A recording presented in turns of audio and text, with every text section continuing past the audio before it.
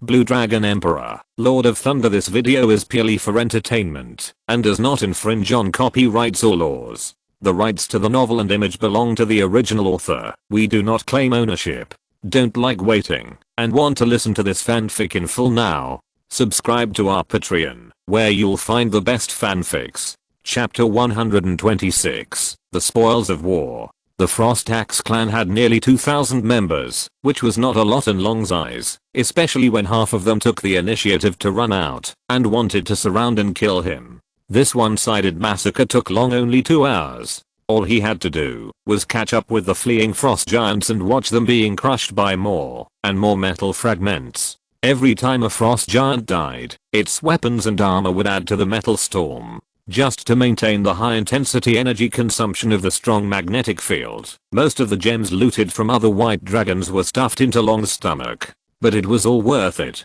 Just these piled up mountains of metal fragments smelted with forbidden magic ores can create enough armor and weapons to arm 2 legions. These forbidden magic ores are very rare in the human kingdom, and the price is also very expensive. The small amount of forbidden magic ores excavated can only be used to forge a few weapons for some powerful middle and higher level warriors. As for the legion with all members wearing a full set of forbidden magic alloy armor and weapons, I dare not even think about it. In addition to these alloys that melted the forbidden magic ore, Longen also gained the treasure house of the Frost Axe clan. A frost giant tribe of about 200 people can occupy an open air gem vein, not to mention the Frost Axe clan with nearly 2,000 people. In their treasure house, gems are counted by box, not the exquisite small boxes commonly used by humans to hold gems, but large boxes that can hold 400 to 500 gems, and there are as many as 5 such boxes.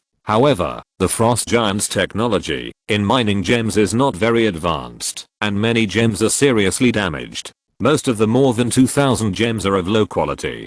3 years ago, Longen might have been moved by a few thousand gems, but now his territory has developed rapidly, and the annual taxes and trade income will only be several times the value of these gems. After collecting the spoils, Longen walked outside the treasure house and looked up at the sky. Several white dragons hovered in the sky above Frost Axe City in confusion. Longen looked for a while, and 2 more white dragons flew in the distance.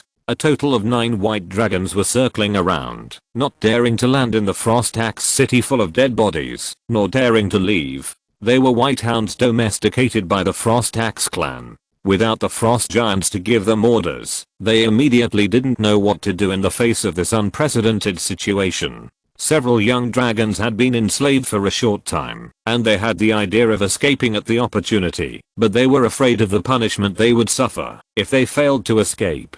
They could only blindly follow the adult white dragons who had been enslaved for hundreds of years and circle together, waiting for the frost giants to come and give them orders. But they couldn't wait. The frost giants in Frost Axe City were killed by Longen. No matter where they hid, they could not escape Longen's magnetic field perception. When there was no need to use a strong magnetic field to fight, Longen could expand the magnetic field to a diameter of 1,600 meters. Although expanding the magnetic field to this extent would make the magnetic force in it lose its lethality, it was more than enough for detection. There is no frost giant left in Frost Axe City now, and Longen did not even leave the newly born frost giant cub. The gem veins needed slaves to mine, but there were plenty of slaves. The dead frost giants of Frost Axe City would bring more benefits to Longen than alive. 14 white dragons were much more valuable than a group of mining slaves. These tamed white dragons were also one of Longen's spoils of war, and none of them could escape. Longen released his powerful dragon power, and his broad wings soared into the sky with a roar of wind, attacking the 9 tamed white dragons with an undisguised sense of oppression and the pride of a true dragon. The 9 white dragons roared and roared at Longen, but did not rush towards him. They knew that Longen was their enemy, but without the command of the frost giants, they did not know whether they should launch an attack. Longen examined these white dragons that were tamed as hunting dogs, and saw that there was still confusion in their eyes and their pupils were dilated, so he gave up the idea of using dragon power to awaken these white dragons. In order to better make the white dragons surrender, the frost giants forced them to eat some kind of herb with psychedelic effect. During the feeding process, the herb was not interrupted for a single day, which kept the white dragons in a half-awake state and exhausted their willpower to the greatest extent, so as to prevent them from escaping or committing suicide. This is why these white dragons can only spit out breath and cannot cast any spells. You can't expect an addict who is immersed in the world of illusion all day to study spells. In the process of slaughtering the frost giants, Long N found the farmland where this herb was planted, as well as the herb feed stored in the field where these white dragons were raised. The 9 white dragons in front of him had obviously just been fed this herb. Long N could only knock them all out and control them, and then make plans after their effects wore off. The 9 white dragons were no match for Long N at all. Even if they were besieged together, Long N could fight back with ease, always having the upper hand and suppressing the 9 white dragons. One white dragon after another fell. Long N dealt with the last 2 white dragons that wanted to escape and fell to the ground with the falling white dragons. After imprisoning the 9 white dragons in cages made of magic forbidden alloy, Long N quietly waited for the knocked out white dragons to wake up. The recovery ability of real dragons would not disappear just because the white dragons had eaten hallucinogenic herbs. The white dragons quickly woke up from their dizziness and immediately roared and snarled at Long N outside the cage with hostility. Long N knocked out the white dragons trapped in the cages and unable to resist one by one, and continued to wait patiently. This process was repeated 7 or 8 times, and 2 days had passed. Long N, who was guarding the cage, suddenly looked at the horizon. A white dragon howled to give itself courage and flew close to Frost Axe City with dragon breath. It was not until it flew over Frost Axe City that the tension, panic, and determination on the white dragon's face were replaced by astonishment. There was no dragon hunting crossbow as expected, only frozen limbs and large pools of black blood all over the city. Grungseth, why are you here?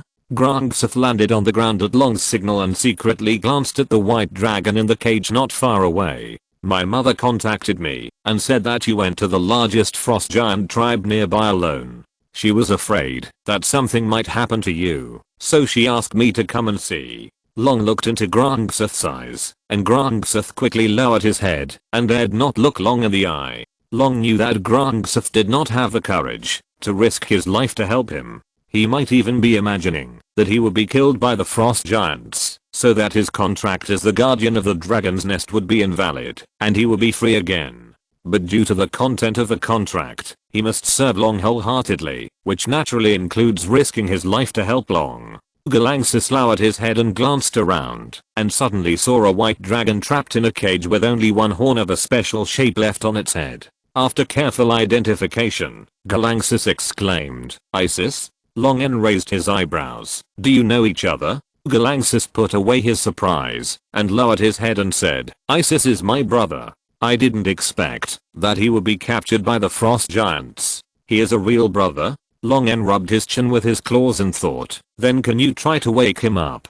Galangsis hesitated and said, "Then I'll try." Chapter 127. Subdue the White Dragon. Galangsis approached the cage where Isis was imprisoned and once again confirmed his brother's identity through the iconic dragon horns that were different from other white dragons. At this time, Isis was the same as him, with a body length of more than 16 meters. But the difference was that Galangsis had Long's family and subjects to serve him, and every scale of his was polished and shiny by those mortals. On the other hand, his brother Isis had new and old wounds all over his body. His scales were rough and dirty, one of his dragon horns was cut off, and he was still carrying the shameful dragon saddle on his back. Even his faciplate was covered with insulting giant language. Galangsis shuddered. If he had not chosen to leave this land of eternal winter decades ago, he would probably be one of these humiliated white dragons. Isis's condition looked much worse than other domesticated white dragons, and Galangsis probably knew the reason.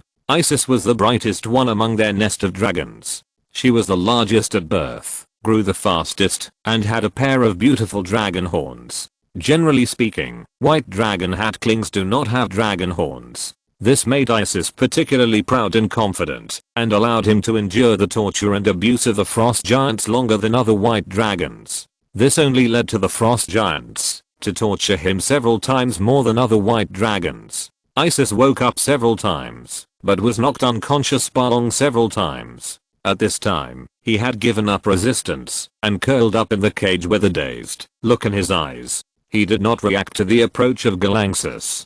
Taking a deep breath, Galangsis gathered his emotions, lowered his head, approached the cage, and whispered, "Isis, my brother, long time no see, you look terrible, do you remember me?" "Galangsis, your brother." "Enough, Galangsis." Longen interrupted Galangsis's emotional whisper. "Don't act like brothers. Do you white dragons love each other so much? Show your skills. It should be your strong point, to put on a face in front of the loser." Galangsis smiled awkwardly, cleared his throat, adjusted his attitude, raised his neck, and glanced at Isis with contempt. "My stupid brother, what's wrong with you? Look at you. You look like a mud monster has ridden on you and shit on you. Please allow me to call you the shame of the real dragons, the scum of the white dragons. Look at what's written on your neck.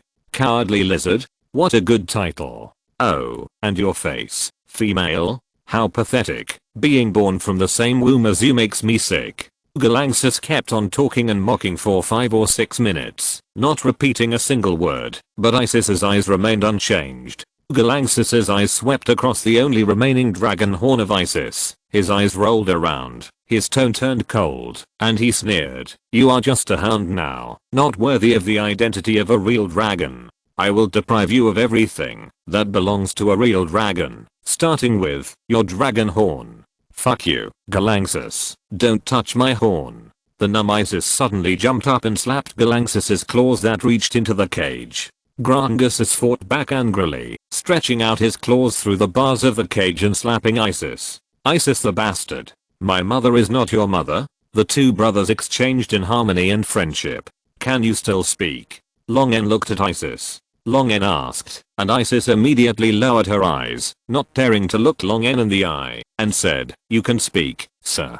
Although Isis's voice was hoarse and his tone was a little strange, because they had not communicated for nearly 100 years, and his throat and tongue were a little uncoordinated, he was speaking pure dragon language now. Isis curled up in the cage, with her wings and neck drooping, her head pressed to the ground, and her eyes looked at the tip of Longen's claws. This is the gesture of a real dragon to show submission, and it is a submission from the heart. Before Longen opened his mouth, Isis automatically found her position, which made Longen very satisfied. Although they had long been Long's property and had to show their submission to Long, whether they agreed or not, being able to take the initiative to express their position also saved Long a lot of words. With the persuasion of Isis, who was once a white hound, several young white dragons who had already gotten rid of the effects of the hallucinogenic herbs gradually came out of their self-isolation and prostrated themselves to Long in awe. An adult white dragon suddenly shed turbid tears during the communication with other white dragons, and washed 2 tear marks on its face armor covered with a thin layer of snow, and then raised its claws to stab below its heart. That was the location of the basal blood vessels, and this white dragon had already made up his mind to die. A bolt of lightning struck the claws of this white dragon, blasting the scales on its claws to pieces. Longen looked down at the white dragon, that was retreated to the corner of the cage by the power of thunder and lightning, curled up and cried, and snorted, "Coward, where is the pride of a true dragon in you?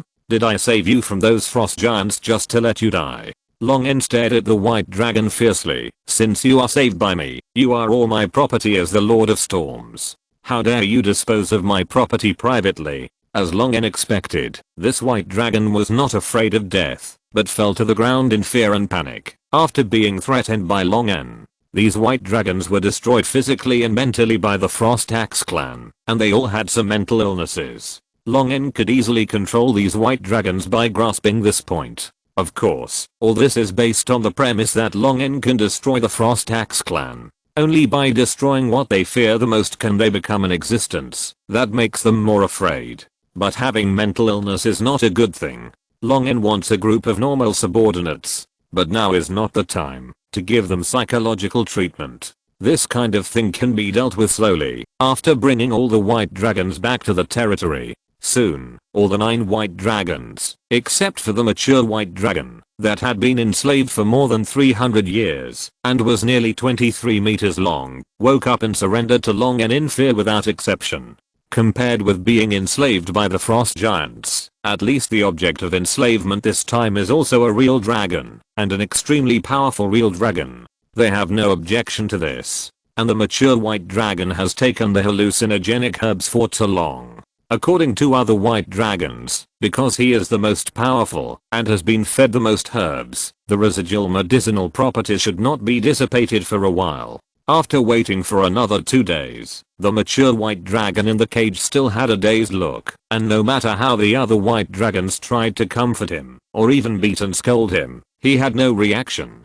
Fortunately, the mature white dragons would not attack them. Long N directly let several white dragons pull the cage containing the mature white dragon, and fly together to the 5 white dragons guarded by Zizala. The 5 white dragons had not been fed hallucinogenic herbs for several days, and had gotten rid of the hallucinogenic effects. They lay quietly without struggling or roaring, thinking about their dragon life in confusion. The arrival of Long N and the white dragons such as Isis proved that Long N destroyed the Frost Axe clan alone, which made the 5 white dragons find the backbone of the remaining dragon life, and they immediately pledged allegiance to Long N. Long N, who was worshipped by 14 white dragons in the howling cold wind, looked extremely majestic, and the onlookers, Sizura, seemed to see the legendary Dragon King, and his eyes looked at Long N more and more brightly. Chapter 128 Departure.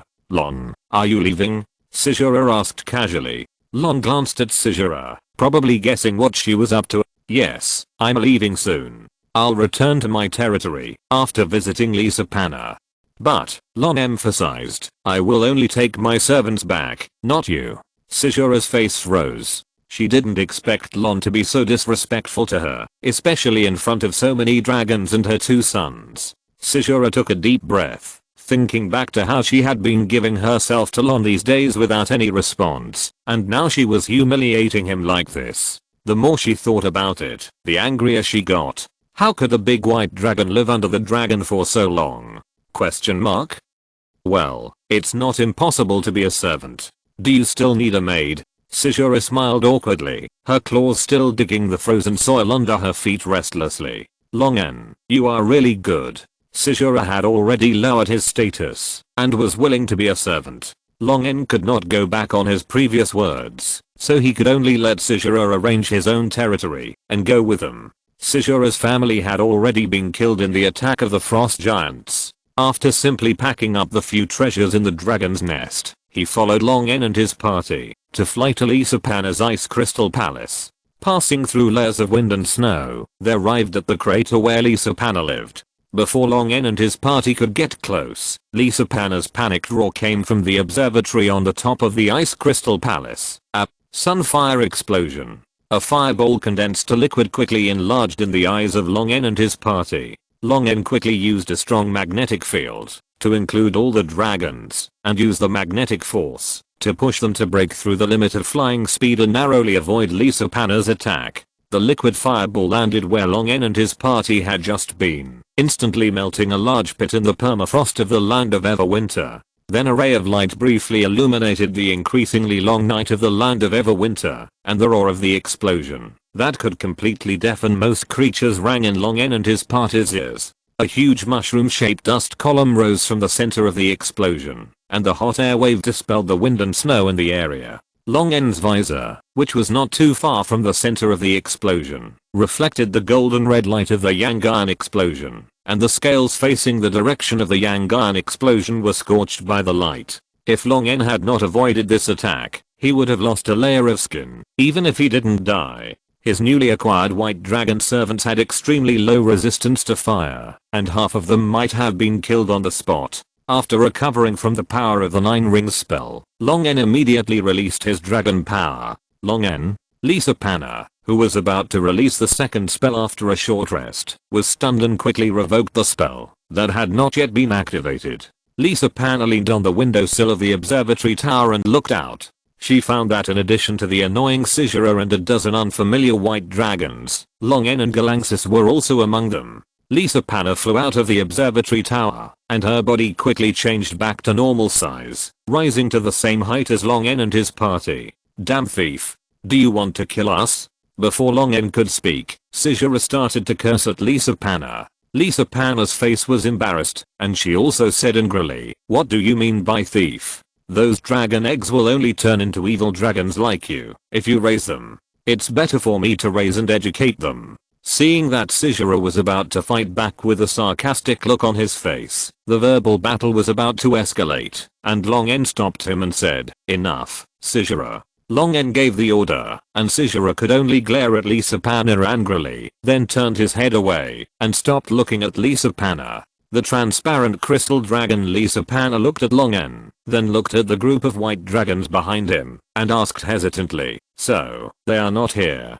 to take back the dragon eggs?" "Of course not, they are all my servants," Long N said. "Servants?" Lisa Panna's eyes widened, with a "are you kidding me" expression on her face. Long N briefly told him about the plunder of the Frost Giant tribe and the Frost Axe clan. You destroyed the Frost Axe clan." Lisa Panna's eyes widened even more. "At present, it seems that the situation is indeed like this," Long N replied calmly. Lisa Panna said in disbelief, "But they have a forbidden magic crossbow." Long N smiled. "Remember the spell that does not require magic?" Lisa Panna was stunned for a moment and thought of Long N's electromagnetic conversion. "You mean, it seems that this is indeed possible, but..." Lisa Panna seemed to understand and didn't understand, and her face was full of confusion. Long N didn't intend to explain too much. Lisa Panna's way of thinking was bound by the magic and spell system of this world, and she couldn't imagine how powerful electromagnetic energy could be for a while.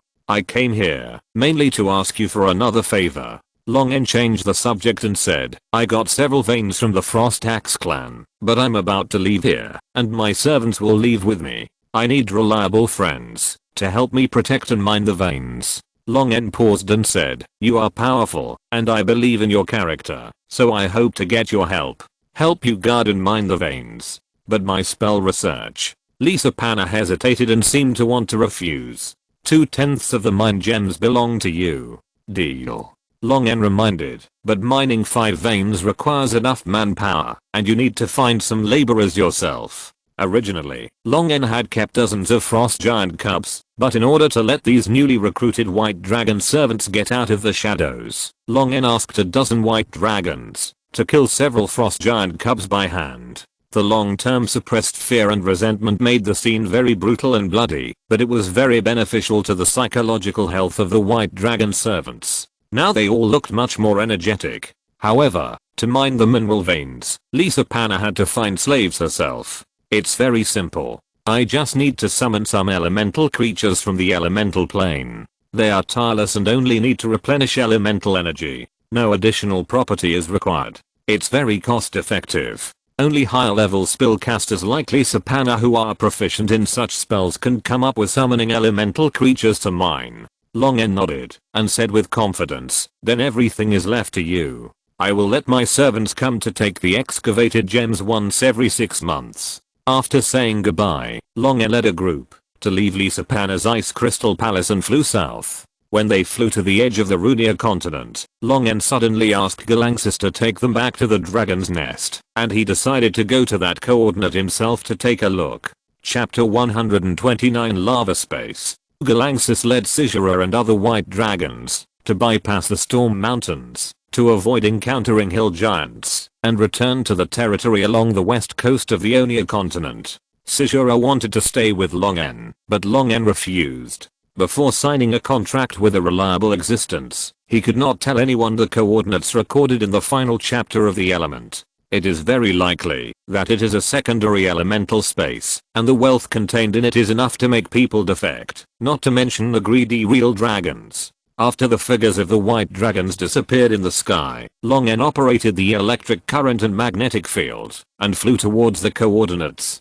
Long N approached the coordinate point once, when he was chased by the hill giant shaman. That location was a sea area close to the Runia continent. He quickly arrived at the coordinates at full speed. The coordinate data in his mind were all reduced to double digits, and Long N could already see an illusory light spot in front of him. After a private look, Perhaps because there were too many reefs in the sea nearby, and no merchant ships passed by, Long N released his dragon power and drove away all the creatures on the seabed and in the sky, and then flew to the light spot representing the coordinate position. The value of the coordinate was completely reset to 0. Long N, who was still thinking about how to trigger the coordinate, was suddenly stuck into the illusory light spot at the coordinate position by a huge force. His senses were inverted and disordered. Before the scene in front of him stabilized, Long N smelled a strong smell of sulfur, and the rolling heat waves kept blowing on Long N's mask and scales. The layers of scenes gradually stabilized into a picture.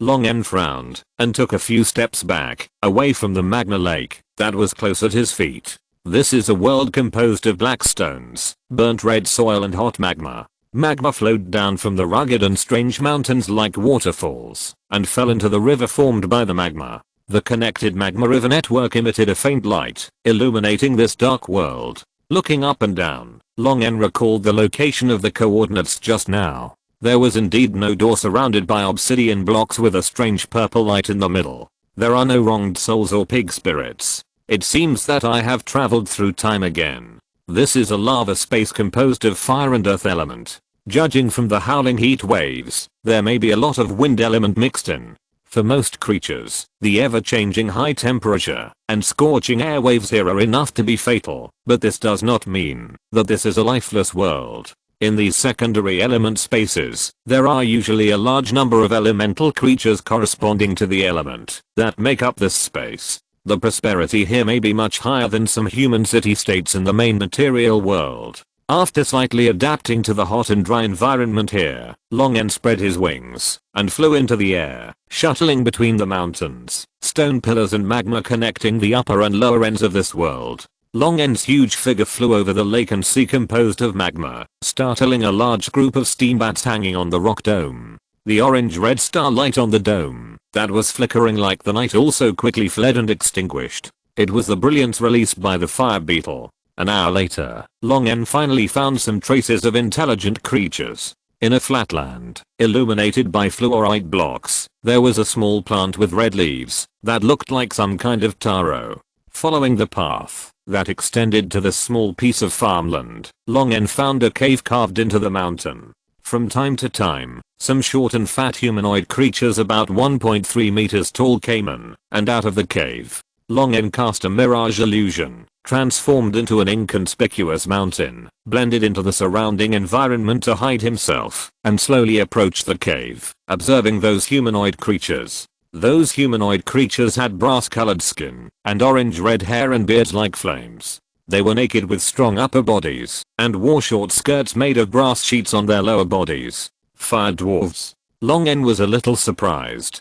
Don't fire dwarves live in cities made of bronze or brass? How come they live in excavated mountains like their dwarven relatives in the main material world? Fire dwarves are usually unfriendly and taciturn to outsiders, but they don't like to provoke fights, and are a species that can communicate relatively friendly. Long N directly showed his figure and flew close to the cave, spreading the dragon's power. His words sounded like thunder in the ears of the fire dwarves. Fire dwarves, let your tribal leader come out to see me. The silent fire dwarves were frightened by the sudden appearance of the real dragon. They did not dare to disobey Long N's order and immediately ran back to the cave. Soon, an old fire dwarf who was so old that his hair fell out and his beard turned into mottled yellow and white was carried out. The old fire dwarf looked old and miserable. He was missing half an arm and a leg, and the scar on his face made him look a bit more vicious. The old fire dwarf jumped down from the recliner on one leg and led all the fire dwarfs to crawl on the ground. Respected true dragon, what do you want? The Hawaiian clan will do its best to provide you with some insignificant functions. The fire dwarfs tried their best to show their humility so as not to anger this that could easily destroy their existence. After accepting these kneelings, Long N directly asked the fire dwarf who seemed to have lived for hundreds of years about the geographical environment and power distribution of this lava space. The old fire dwarf also knew everything. Through him, Long N learned that this was a space with a roughly spherical shape.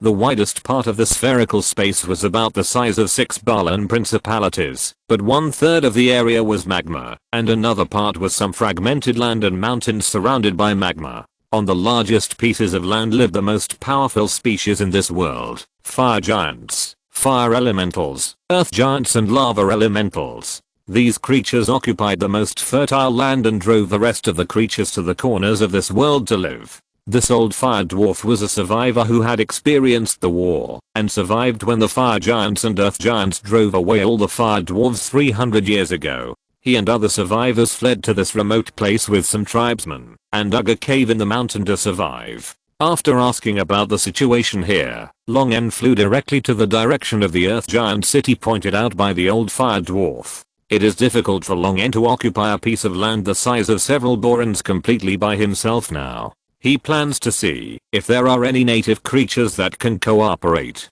The irritable fire element and the fire giant are obviously not good communication or cooperation partners, and the strength of the lava element is not strong enough. The only object Long N can choose is the earth giant. After 2 days of shuttling between the maze-like mountains and rock pillars, Long N finally found the city of the earth giants. The earth giants on the city wall blew the alarm horn as soon as Long N appeared, and various slings and stone spears were thrown at Long N. Long N, who had not yet said a word, resisted these attacks, and his mind was full of question marks. When did the earth giants become so warlike? Chapter 130 Ronisha. As soon as Long N appeared, the earth giants who were guarding him launched an attack without any communication, as if they had anticipated Long N's arrival. The strong magnetic field was ineffective against the stone spears released by these earth giants. Long N could only cast spells to block the stone spears, and from time to time he had to break some of the stone spears.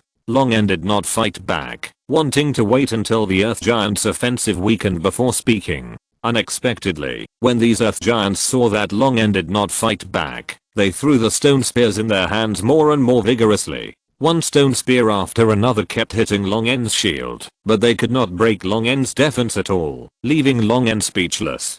Don't these guys have any idea in their minds? Do they think they can't beat them? Enough. A strong energy surged out, shattering the stone spears in the air, and the earth giants who were excitedly throwing stone spears on the city wall were also stunned. A stone spear flew towards Long N, and Long N grabbed it and crushed it directly in his claws. Suppressing his dissatisfaction, Long N said to the earth giants on the city wall in the Tu language, "The great true dragon, the lord of storms, the favored one of the platinum dragon god, came with good intentions, and you are offending me so much." The silver white scales on the neck exuded a divine aura of friendliness, justice, and harmony, which made the earth giants look at each other in bewilderment. The aura of the gods was all there, and the other party's word seemed very credible. This true dragon did come with good intentions. A tall earth giant with a lower body like a sandstorm flew up the city wall. When it stopped, the sandstorm on its lower body immediately condensed into 2 smooth long legs. This was a female earth giant with an impressive figure. She was nearly 4 meters tall, with smooth gray black stone skin and long brown hair. Her eyes were like a pair of beautiful red agates. Her body was adorned with exquisite ornaments made of yellow platinum, silver, and various expensive gemstones. On her large and plump chest, she also wore a high-quality earth element crystal. As soon as she climbed onto the city wall, her luxurious and gorgeous metal gemstone jewelry immediately attracted the attention of all the earth giants, who looked at every gem on her body with jealousy. Amid countless jealous gazes, the female earth giant's smile became more and more brilliant. She took a few steps forward and introduced herself to Long N proudly but politely. "Powerful true dragon, the favorite of the dragon god, I'm Pashabians. Welcome to our city. The previous things were all misunderstandings. I hope you don't mind." Long N learned a little bit of the elemental language when he was bored, and daily communication was not a problem at all. Pasha is the name of the nobles among the earth giants. The nobles of the giants are much rarer than human nobles. Only higher level spellcasters with powerful spellcasting abilities can become nobles in the tribe. The earth giant named Beance in front of him seems to be a person who can speak. Long N was too lazy to beat around the bush and said directly, "I found the entrance to this lava space in the main material world. If you want to grab wealth here, you have to let some people give up their positions. Tell your king that I can cooperate with you and fight your enemies together with you." The arrogant earth giant Beance curled her lips slightly, obviously not interested in Long N's proposal, or looked down on Long N's strength. It's just an adult real dragon, but it dared to brazenly threaten to help them fight the enemy. How much role does it think it can play in the war? Although she was disdainful in her heart, Bianca did not refuse directly. Instead, she rolled her eyes and said, "Powerful real dragon, we are happy to fight alongside you and drive away those annoying fire giants and fire element, but our city is now being invaded by an adult red dragon, and I'm afraid we don't have the energy to discuss cooperation." Longen heard the perfunctory and disdain in Bianca's tone, and his tone became 2 degrees colder. "If I solve your troubles, that is, the red dragon, you will have the energy to discuss cooperation?"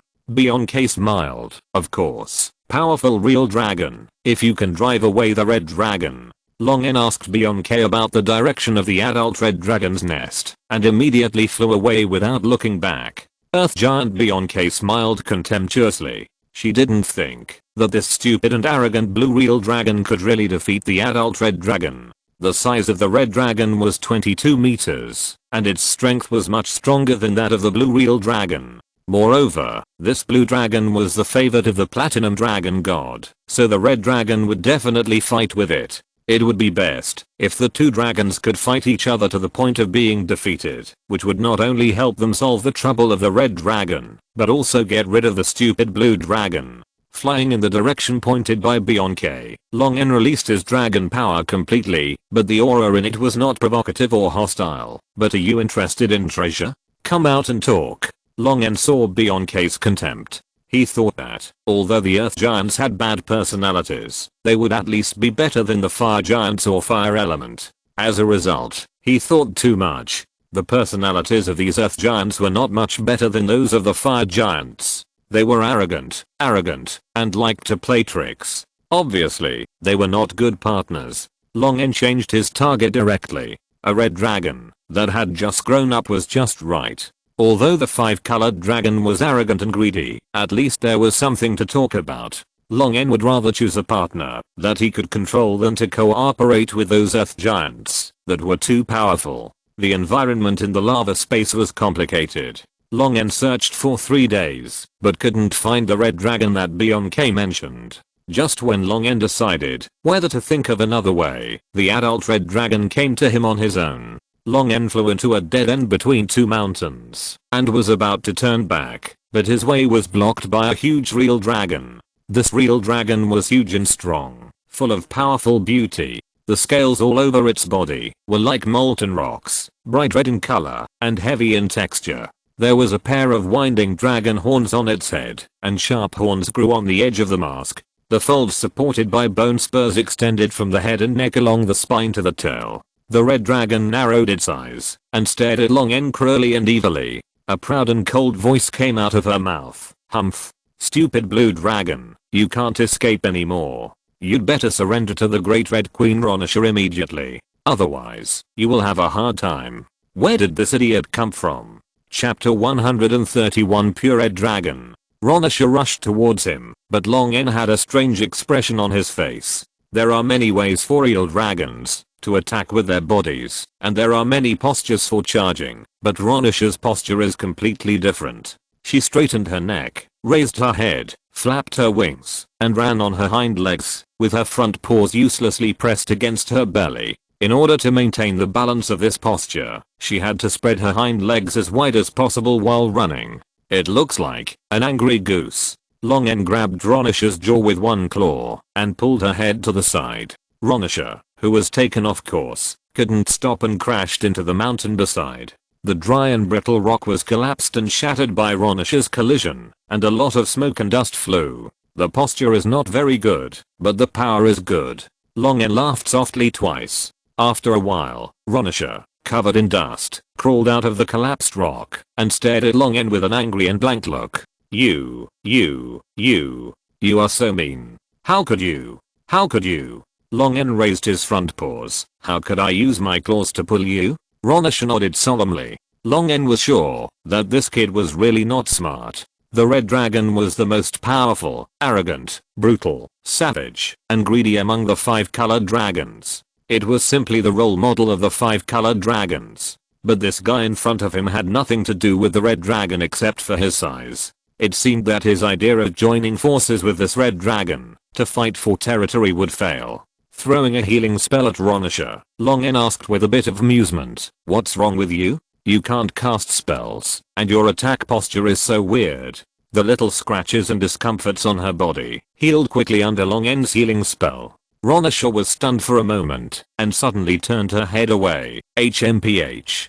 Don't expect the Great Red Queen to thank you. Ice blades condensed in her claws. Long N, then I will put your wound back. No need. Long N shook his head. You have grown so big. I really don't know what the dragon heritage has poured into your head. What dragon heritage? It seems very powerful. Long N. Well, another fake dragon without dragon heritage, just like himself. The chaotic spell turbulence around Ronisha didn't seem to be disguised. She should really not have dragon heritage. Where are your parents? Long N asked. Even if she didn't have dragon heritage, she wouldn't start as an orphan like himself. When I was just born, there was a dragon that looked like me. It looked at me and flew away.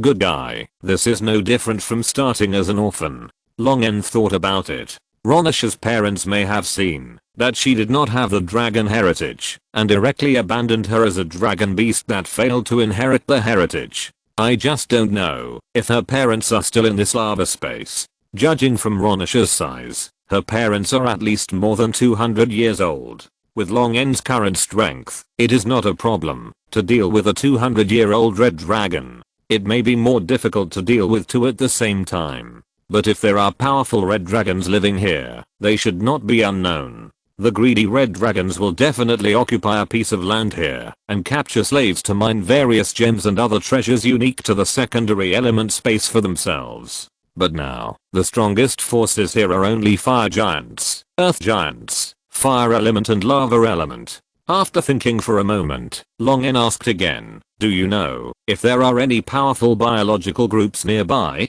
This time Ronisha shut her mouth and ignored Long N. Long N took out a shining ruby from his storage ring and waved it in front of Ronisha. Seeing Ronisha's expression of desire that could not be suppressed, Long N raised the corner of his mouth. Do you want it? As long as you answer my questions honestly, I will give you this gem. Ronisha looked at the gem in Long N's hand with entanglement, and then 1 became 2, and Ronisha became even more entangled. 2 and 3 immediately became 3, and Ronisha was still entangled, but there was expectation in her eyes. In her expectant eyes, 3 turned back to 2. Ronisha jumped up instantly, snatched the 2 rubies in Long N's hand, and put them in her arms, stuffing them under the scales of her chest, fearing that the gems in Long N's hand would continue to decrease. How could you do this? Shouldn't it be added to 4? Long N smiled. The young dragon had little experience, and it was easy for him to handle it. Okay, answer my question just now. If your answer satisfies me, I can give you another gem. Ronisha said reluctantly. Of course, the powerful creatures around here are those annoying earthmen and firemen. Long N shook his head. They don't count, and neither do fire element and lava element. I'm talking about creatures other than them. Ronisha thought for a while. The fire dwarf tribe in the southwest counts as one, and there is also my red dragon tribe. Red dragon tribe? Long N interrupted Ronisha. It's not that I don't believe you, but being a dragon requires evidence. How can a red dragon have a tribe? It's true. Ronisha said, I was raised by other dragons in the tribe. Long N was skeptical about this. It was impossible for red dragons to live in groups. Long N thought of Ronisha's collision posture just now, and asked, do the dragons in your tribe look like you? Ronisha lowered her head a little embarrassedly. Yes, they are a little different. They only have 2 legs, they are not as big as me, and they don't eat as much as I do. Long N showed an expression that it was as expected. Ronisha's red dragon tribe was just a group of subspecies dragon beasts, not real red dragons. Long N asked again, I heard that you have been attacking those earth giants recently, that is, the natives you mentioned? Ronisha hesitated for 2 seconds, glanced at the 3rd gem in Long N's claws, and then said, because those natives captured my people, as the tribe leader, I have to rescue them. If not, I have to let those natives know that we are not easy to mess with. The earth giants like to capture and enslave slaves very much. Various humanoid creatures and slightly intelligent beasts are all their targets. This psychologically weird race enjoys enslaving slaves, and especially likes to send slaves to dig tunnels or mine, or underground where earthquakes and collapses often occur. Long N stroked his chin, and his gaze made Ronisha feel uncomfortable. Ronisha twitched her nose, looked at Long N warily and said, "What do you want to do?"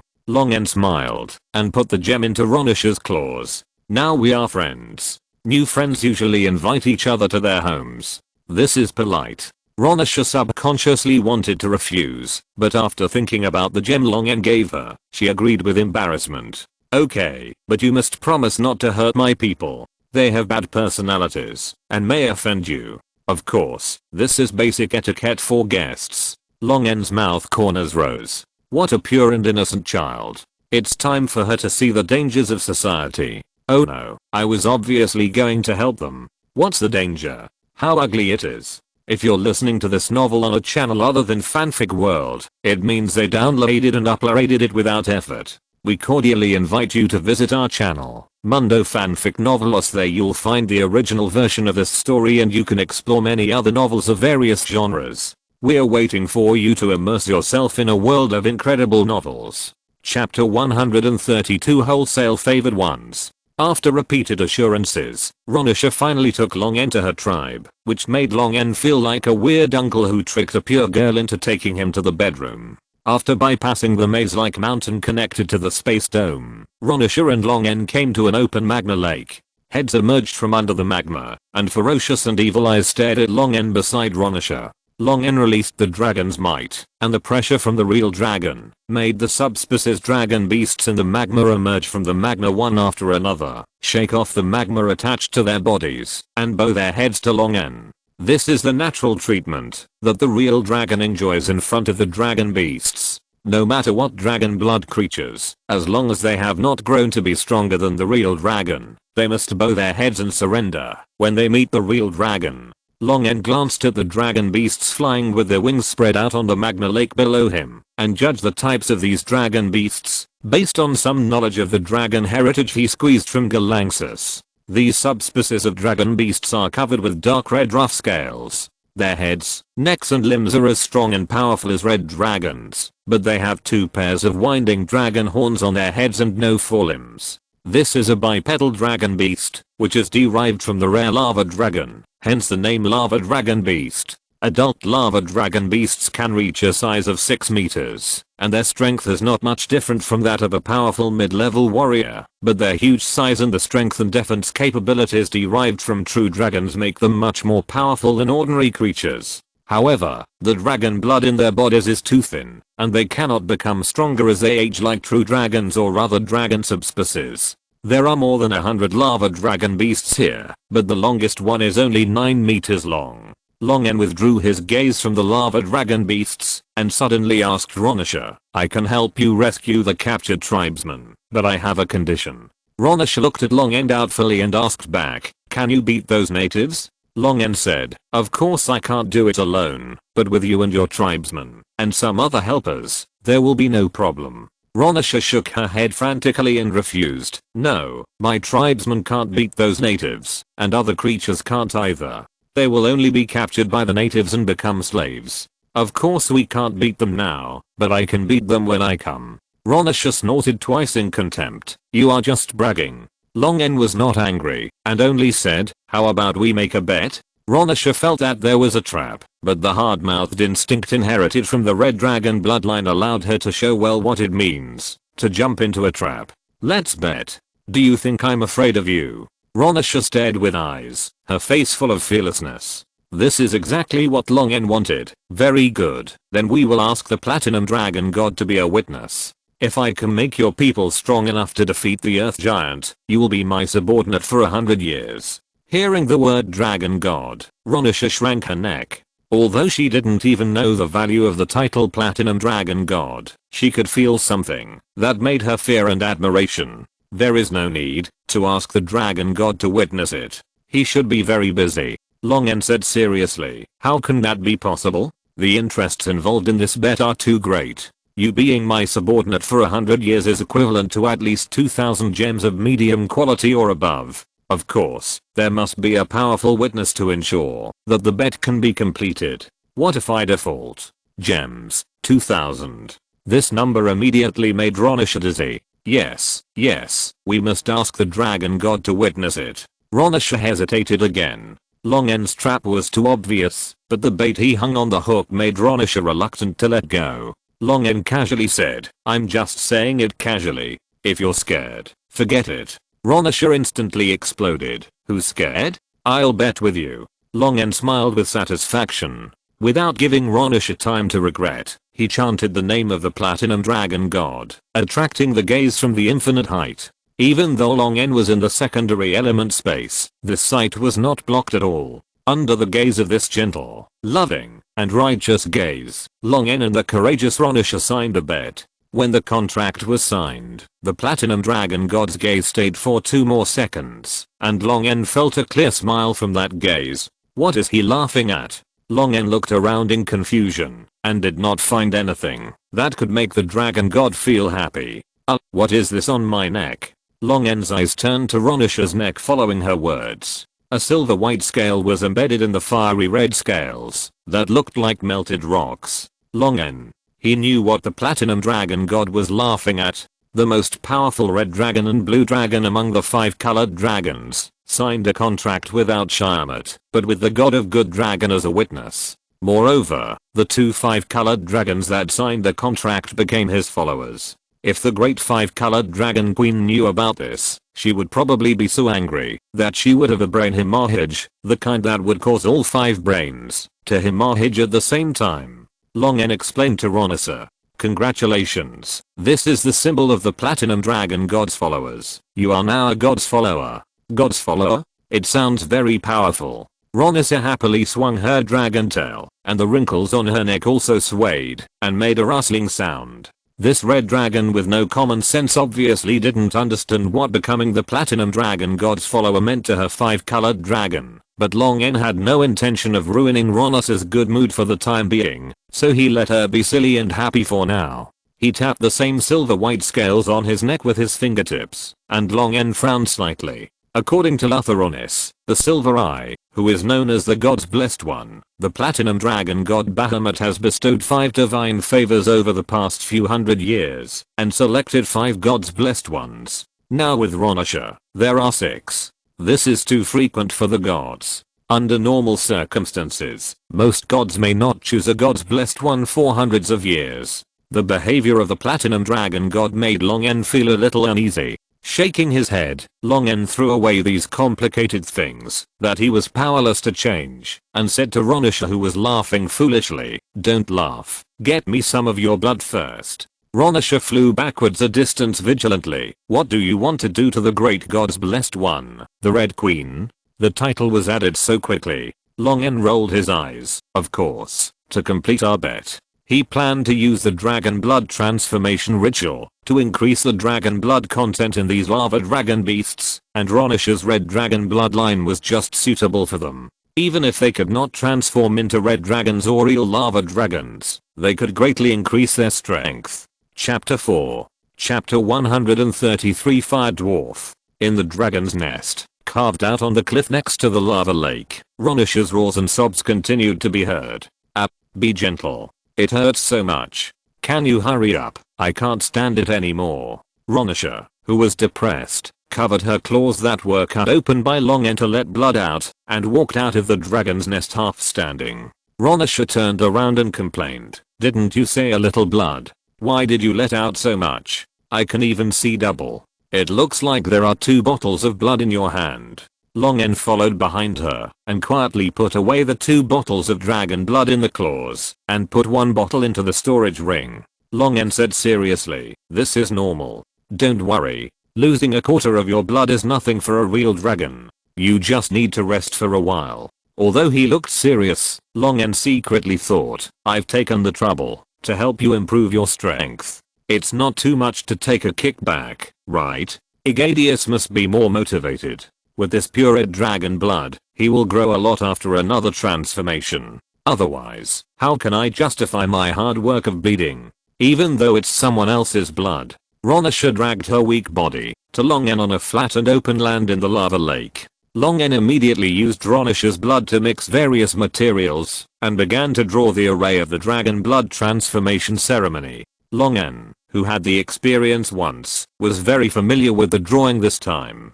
He only needed to change some of the materials according to the blood of different real dragons. The lava dragon beast was much larger than the Minotaur, but Ronisha was also larger than Longen at that time, so she contributed more blood, enough to draw a larger transformation array. More than 100 lava dragon beasts took turns to step into the transformation array under Ronisha's command. Unlike the transformation ritual that Longen performed on the Minotaurs, the appearance of the transformed lava dragon beasts did not change much immediately. These dragon beasts were dragon blood creatures, and the biggest change after the transformation was the blood in their bodies. If the dragon blood content in their bodies was only 3%, it is now at least 15%.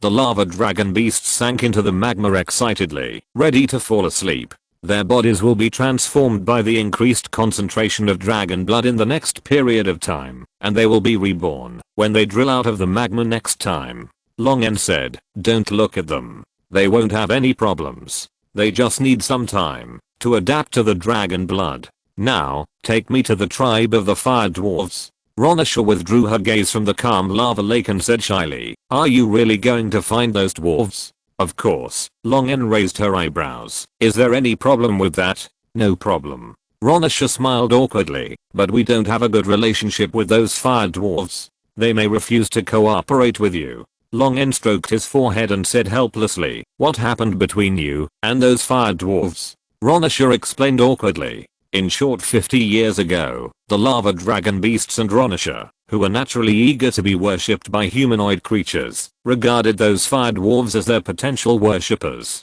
They went to their tribe and asked them to declare their surrender, and asked them to offer gems and food.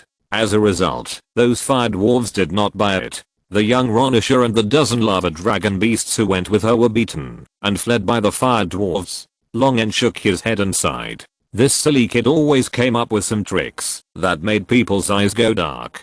She was beaten up for collecting a family. With her shame, even if she was not chosen as a family by Bahamut, she would be eliminated by other red dragons as a disgrace to her race. It's just a small conflict. They will agree. Longen said, "Lead the way." Seeing that Longen insisted, Ronisha didn't say anything else and flew directly with Longen in one direction. This group of fire dwarves also lived on the edge of this lava space, not far from where the lava dragon beasts lived. This was also the reason why Ronisha targeted this group of fire dwarves. "We are here." Ronisha stopped, hovered in the air, looked at the stone buildings in front, and said to Longen. Longen looked down at the buildings, made of stone bricks, and had a rough estimate in his mind. This group of fire dwarves numbered more than 30,000, and they lived much better than the fire dwarf tribe that Longen first met. At least they didn't have to hide in the mountains. Long released the dragon's might and appeared above the fire dwarf tribe. Ronisha followed him. 50 years is enough time for short-lived humans to experience the process of birth and death. This can make them forget many things, but for the fire dwarves who can live for nearly 400 years, they still remember the things 50 years ago. It's that red dragon.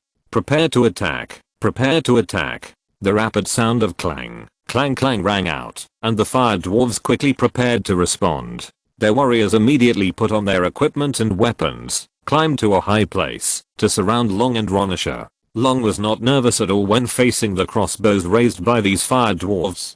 Compared with the frost giant's dragon hunting crossbows, their crossbows were like children's toys. Long praised, "The training is not bad. It seems that your kingdom still has hope of revival."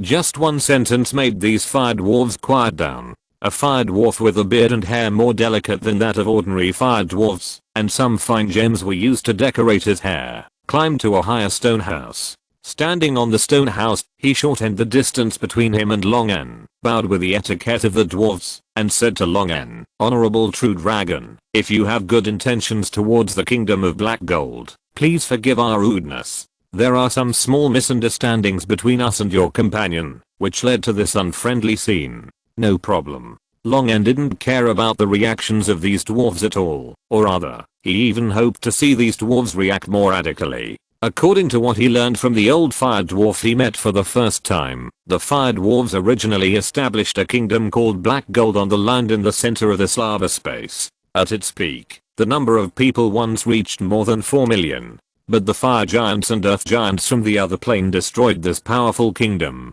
Those giants pretended to be full of good intentions. After getting the help of the fire dwarves to establish a base, they brazenly launched an attack on the fire dwarves. Although the kingdom of the fire dwarves was powerful, facing the giants that kept pouring out from the portal of the other plane, they eventually went to defeat. After learning that there was a large settlement of fire dwarves nearby, Long N had his sights on these fire dwarves.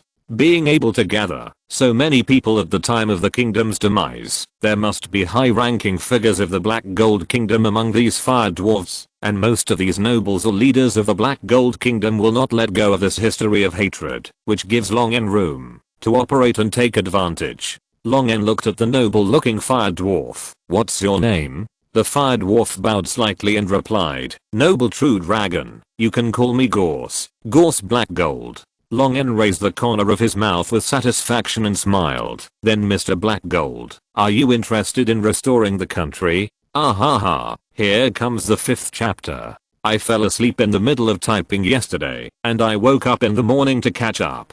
Chapter 134 Win-Win. "So Mr. Black Gold, are you interested in restoring the country?" Long N smiled and stared at Gorse Black Gold, the fire dwarf with the royal family surname of the Black Gold Kingdom.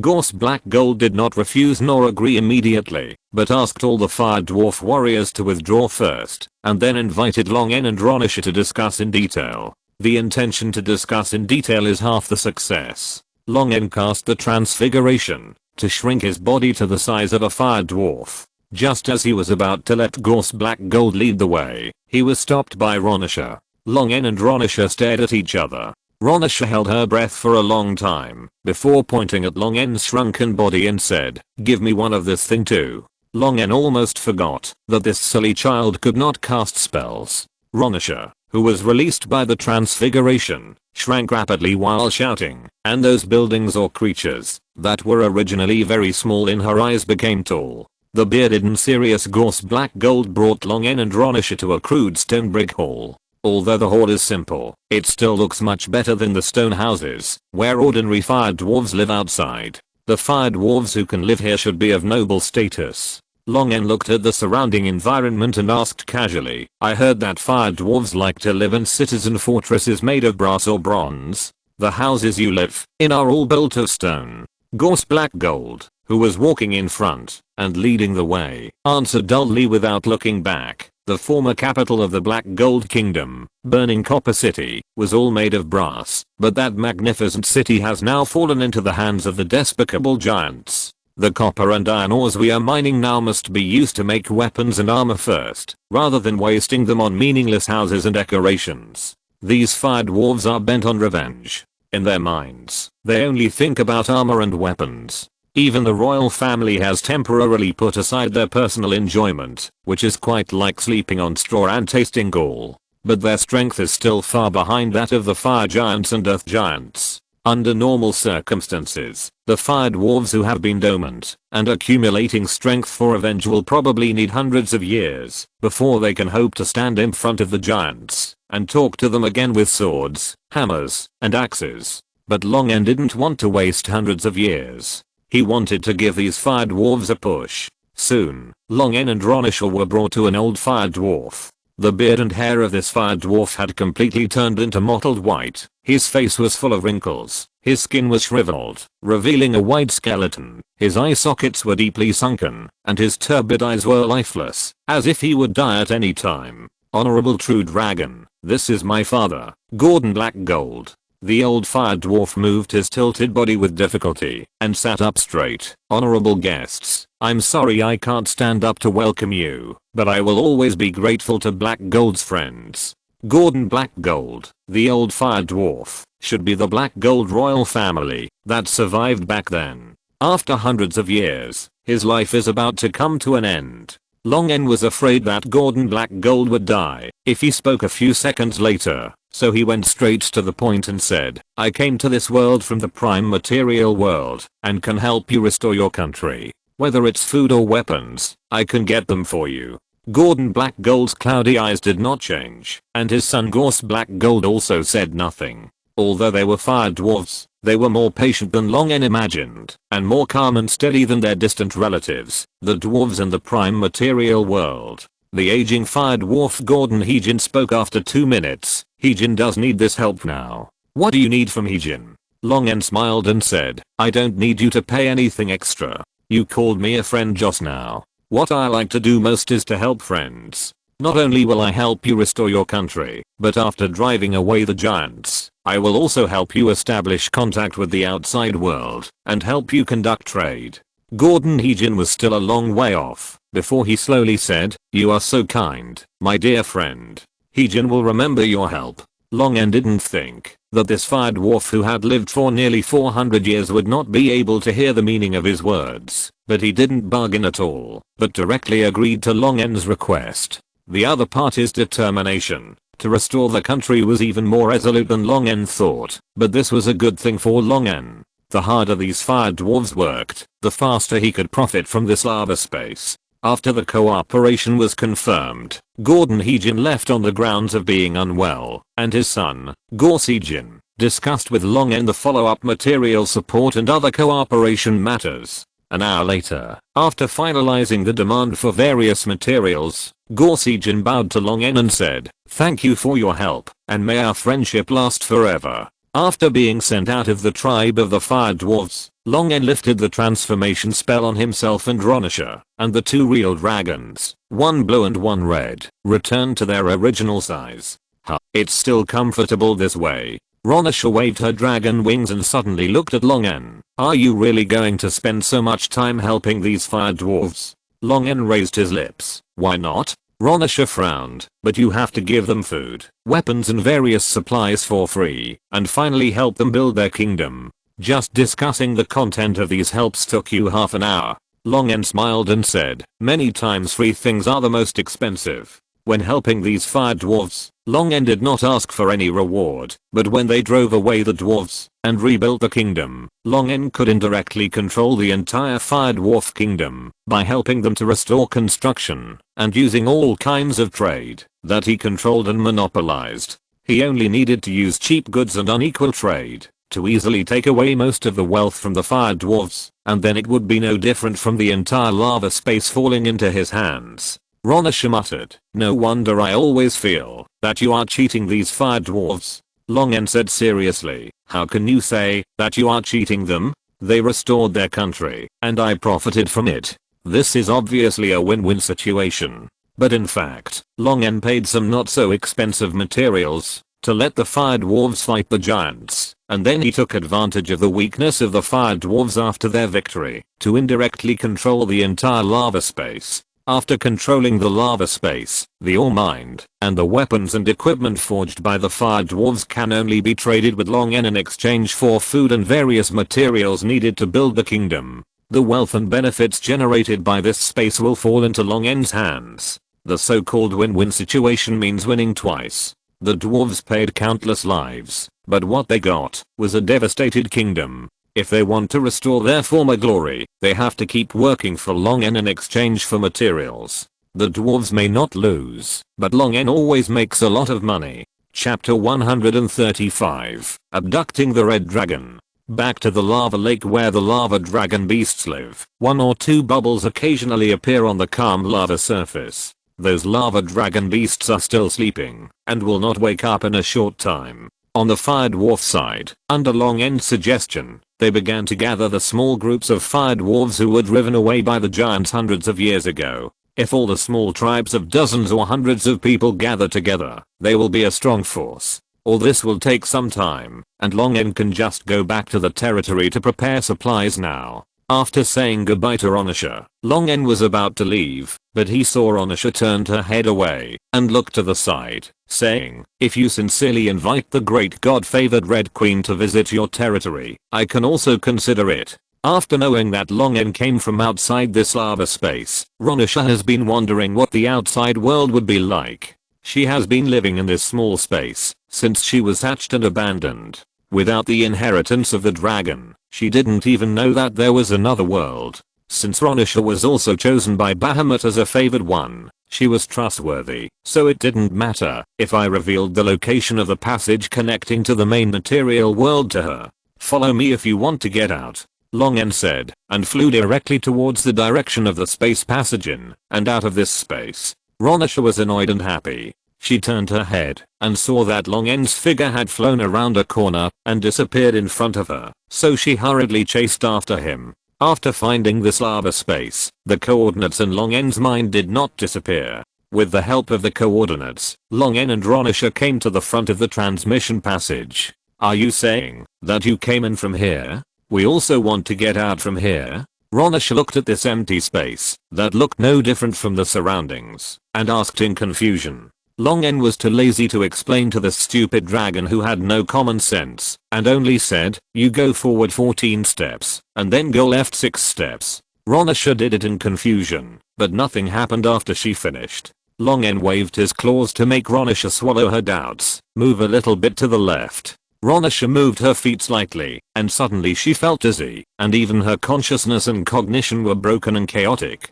After a long time, she felt that she was falling down. She quickly injured the discomfort in her mind and flapped her wings to keep her balance in the air. The broken and distorted scene in her sight gradually became clear, and Ronisha widened her eyes. In front of her was a blue scene, which was completely different from the lava space. The wind blowing on the scales and membrane wings did not make her feel very comfortable. The wind did not smell of sulfur, but instead a strange fishy and salty smell. Long N, who had long since recovered from the negative effects of traveling through space and planes, asked, how do you feel? Ronisha was stunned for a long time before answering. It's completely different from my original world. Long N stroked his forehead and sighed. I was talking about whether you feel more awake. If you are not uncomfortable, let's continue on our journey. Ronisha, who had come to her senses, felt like a fire dwarf who had never seen the world. She blushed with shame, but fortunately, the color of her scales could not be seen.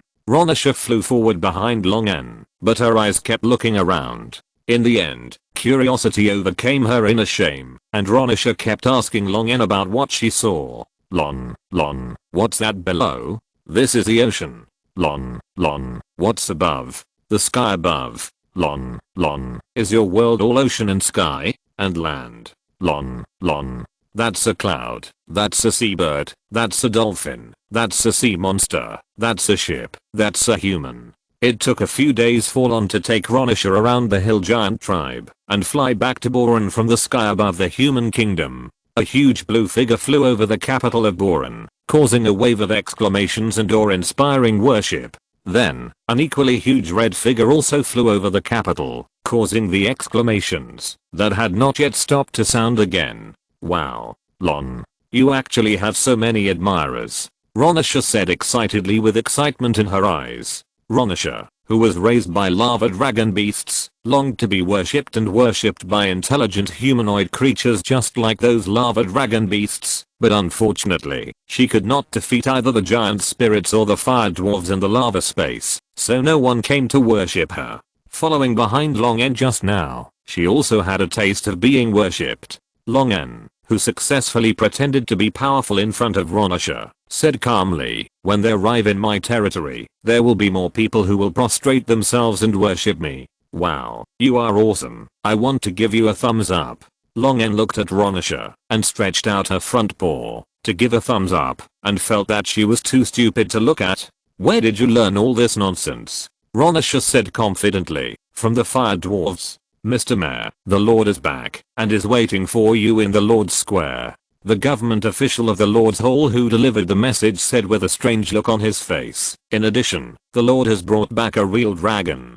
Some time ago, Galangsis brought back more than 10 white dragons and circled over Blackstone City, causing a lot of commotion. Glengo spent a lot of effort to let all the people in the territory know that those white dragons were servants of their blue dragon lord. Now Long N has brought back another real dragon.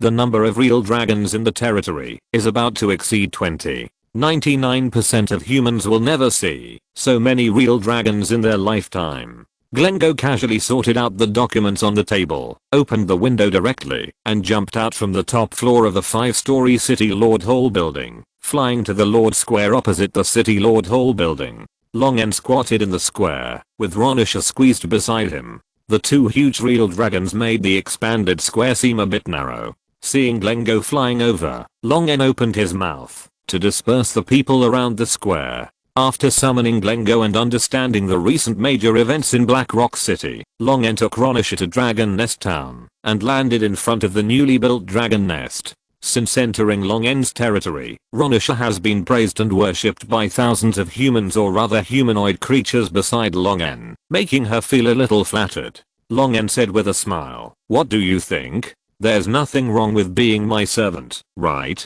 You can be admired by so many people, and I can also pay you a salary of 100 gold coins a month." Ronisha was tangled in her heart, and she was a little shaken when she thought of the bright yellow gold coins that Long N showed her. Maybe it's not bad to be Long N's servant. Zizala, who had been paying attention to when Long N would return to the territory, rushed over as soon as possible. Just before flying to the dragon's nest, she saw Long N and a huge female red dragon talking and laughing. Isn't he always indifferent to female dragons? Why is he so close to this female red dragon now? Zizala roared in her heart with resentment. Obviously I was here first. Chapter 136 Bahamut, Joy. I'm sorry, maybe I came at the wrong time. No, you came at the right time. Long N looked at Sizura. I was just about to find someone to call you all over. Since you came first, go call Isis and the others over. Sizura thought Long N meant, come at the right time. Although she had never had the experience of 3 dragons together, it was not impossible to try. Maybe it would be different. In the end, Long N just asked her to pass on the message. Just after flying to Long N's dragon nest, Sizura turned around and flew back before she stopped for a few seconds. The white dragons that were once enslaved by the frost giants were placed in the same place. Sizura quickly conveyed Long N's summons to all the white dragons. More than 10 white dragons came to Long N's dragon nest together and walked into Long N's dragon nest one by one. Originally, the dragon nest of only Long N and Ronisha seemed very spacious, but as the white dragons walked in one by one, the space of the dragon nest immediately seemed small. Long N could only use transfiguration to transform these white dragons, who had not yet had time to learn spells, into human size. Sizura, who had also been reduced in size, looked at Ronisha with jealous eyes. Only Ronisha had not been reduced in size and still maintained her huge body of 22 meters. Ronisha, who was squatting beside Long N, had her eyes full of the pile of treasures that Long N had placed under her body. She did not notice Sizura's hostility at all, which made Sizura even more angry. Long N squatted on the hill of gold coins and gems, and looked down at the white dragons who had shrunk, and bowed their heads humbly in front of him. Including Sizura, there were only 14 of them in total. That white dragon hasn't woken up yet? Long N was referring to the 23-meter long white dragon. According to his size, he was at least a mature white dragon that had been enslaved by the frost giants for 400 years, and might even have reached the age of an old white dragon. The white dragons present all shook their heads. Long N did not ask any more questions, and changed the subject, saying, "You have all surrendered to me, but this is not enough." Long N's words made the heads of more than a dozen white dragons lower a little. A middle-aged white dragon said in awe and humility, "Great master, it is reasonable for you to ask for our lives. Your servants are willing to dedicate everything to you." "Very good." Long N nodded and looked at Zizala. "What about you? I will give you a chance to choose again. Pledge your loyalty to me, or leave immediately." "Me?" Zizala was startled. Seeing that Long N was indeed staring at her, she hesitated and could not speak in fear. She felt something unusual in Long N's tone and behavior. Perhaps turning around and leaving now is the best choice. But when Zizala thought that this also meant that she would never have the chance to pick up Long N again, she immediately made up her mind.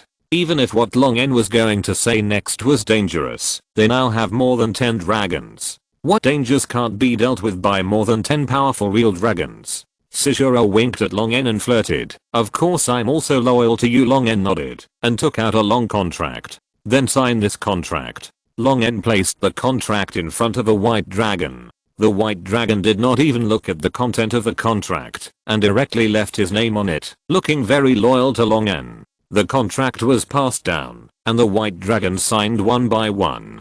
Two white dragons noticed the names in the witness column of the contract and were slightly surprised, but they also kept silent. After signing their names, they passed the contract to the next one. The contract came to Sizura's hands. Sizura took a quick look at the content of the contract and found that they were just some normal terms, and the content of the terms was even generous. These white dragons who were loyal to Longen would not only have special followers to serve them, but also receive a salary of 100 gold coins every month. They would also be rewarded with extra gold coins for completing the tasks assigned by Longen. If they save them for a year, they could buy a good quality gem. Impressed by Longen's generosity, Sizura left his name on the contract. It's my turn. It's my turn. Ronisha looked expectant and held the contract in Sizura's claws in front of her with her claws. How do I use this thing? Longen guessed that Ronisha didn't know what would happen after signing this contract, but he didn't remind her, but guided Ronisha to sign her name with mental power. The contract returned to Longen's hands, and Longen nodded with satisfaction, imprinted his name on the contract, and instantly, the contract was established. Longen cast a very familiar gaze at him, and glanced at the white dragon who signed the contract. Longen felt that the white gold dragon god was even happier.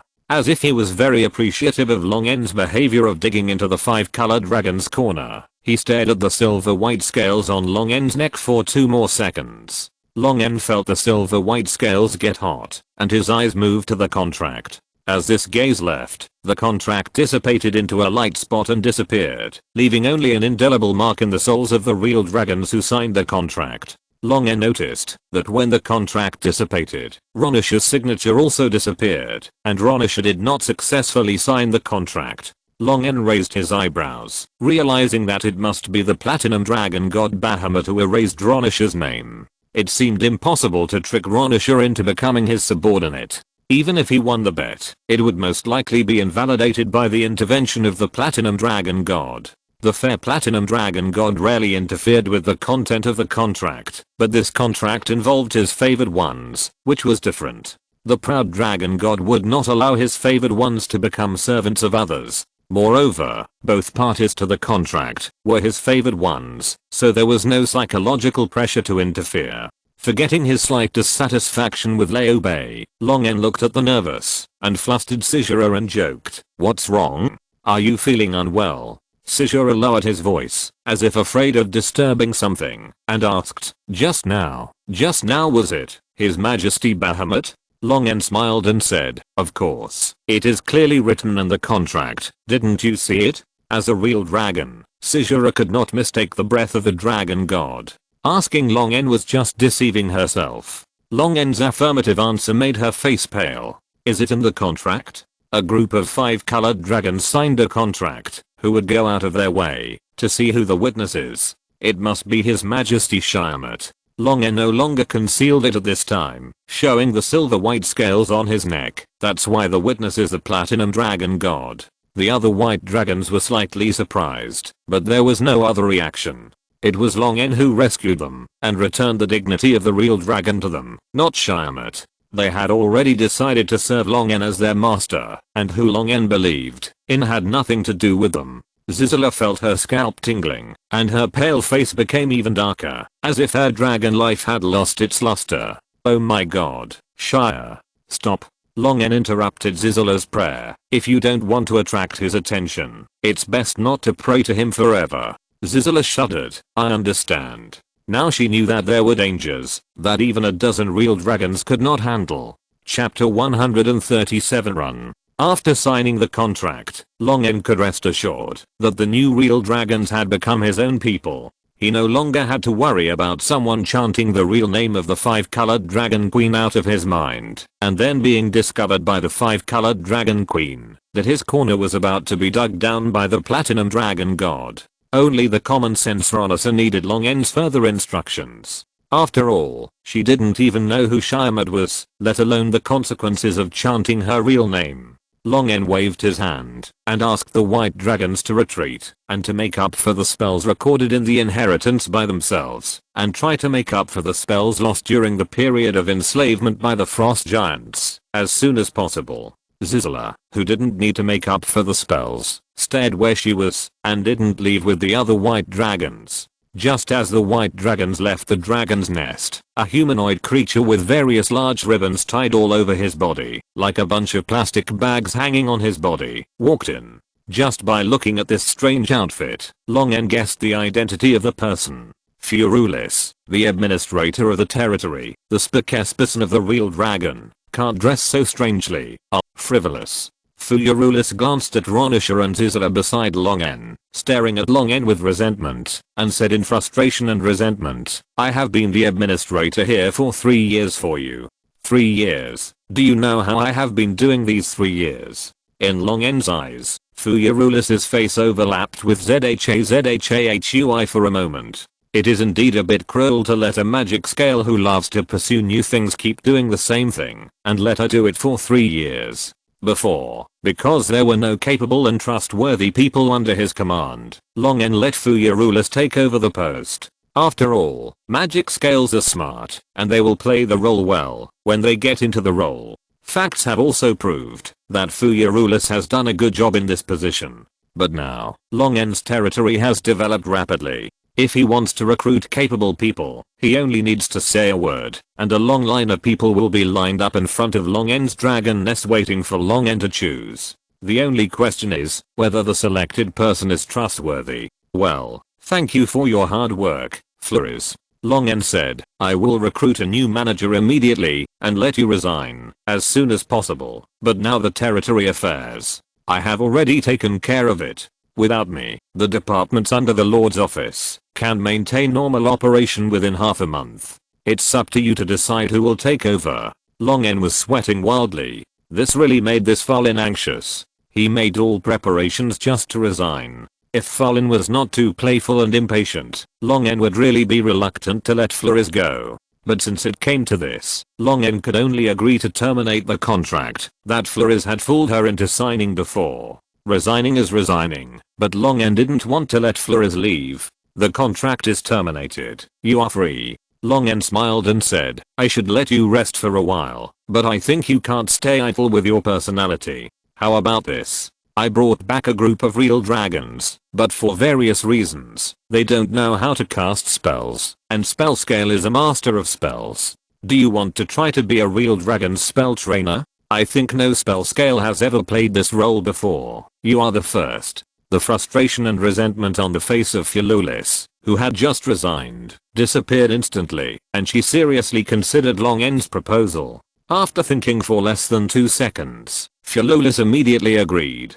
The first real dragon spell trainer. Just this title made Furulis unable to refuse. What could be more innovative and interesting than the first? Although the white dragons have the dragon heritage, the heritage is only a record of spells. If you want to master it proficiently, you still need to explore and learn on your own. An excellent spell trainer can greatly shorten the learning process. Longen also threw Ronisha, who had no inheritance, to Floris. It was a pity that she could only use brute force and could not cast spells with such powerful elemental energy. However, Ronisha lacked common sense, so Longen had to arrange for someone to teach her writing, language and other things. Longen stroked his chin and asked Floris, when will the Blackstone City College under the Lord's office start school? Blackstone City College has long been delegated to the jurisdiction of the newly established Ministry of Education. Can you pay more attention to the territory? In Longen's embarrassment, Floris said unhappily, according to the current regulations, Blackstone City College and public primary schools in various cities start school in March and September every year.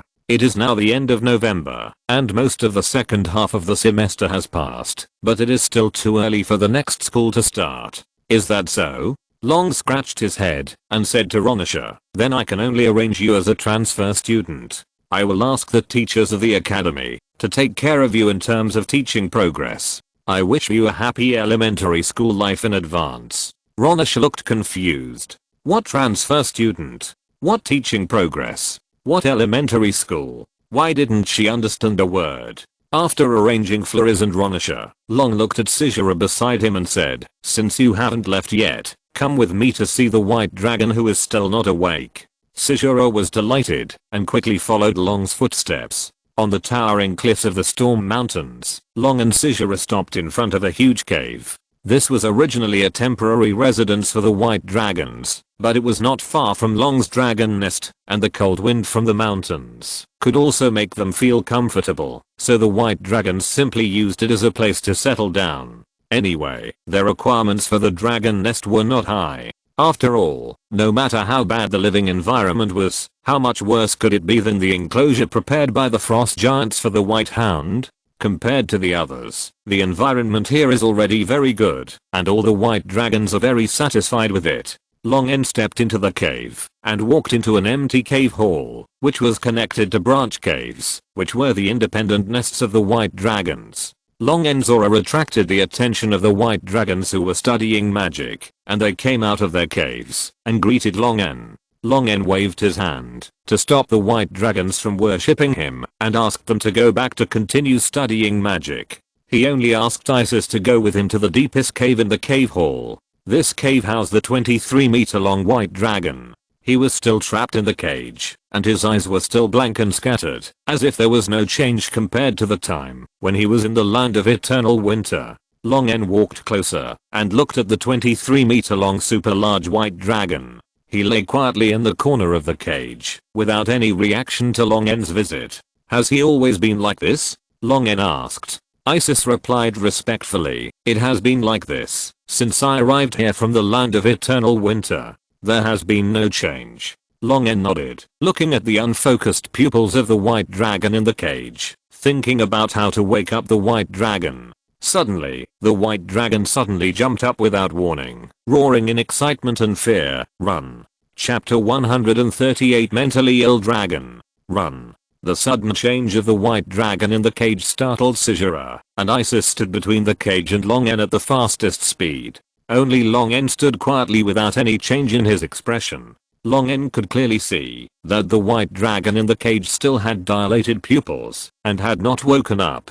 This sudden word might just be his reaction in a nightmare. Sure enough, after shouting run, the white dragon in the cage fell into a state of confusion again. Long N looked at Isis approvingly, stretched out his claws to push him away from him, and then placed his claws on the cage under Isis's worried eyes. The magnetic force converted by the electric current tore the cage made of the forbidden magic alloy, twisted it into a ball of iron, and put it into the storage ring, allowing the white dragon inside to break free from the shackles of the cage. Glancing at Isis, Long N smiled and said, "Why? Are you worried about my safety? Do you think I will get hurt here?" Isis lowered her head quickly. "I dare not." Even though the cage had disappeared, the white dragon was still lying there quietly. If it weren't for the rising and falling of its breathing and heartbeat, Long N would even think it was a corpse. "How much do you know about him?" Long N asked as he approached and looked at the white dragon. Isis replied respectfully, "My lord, I have only been enslaved for 100 years, and I don't know much about him. But you can tell me." Isis nodded and recalled, "The frost giant who captured me by riding it. 1/3 of us dragons are like this, so even if we temporarily obey the frost giants in humiliation, our relationship with him is not harmonious."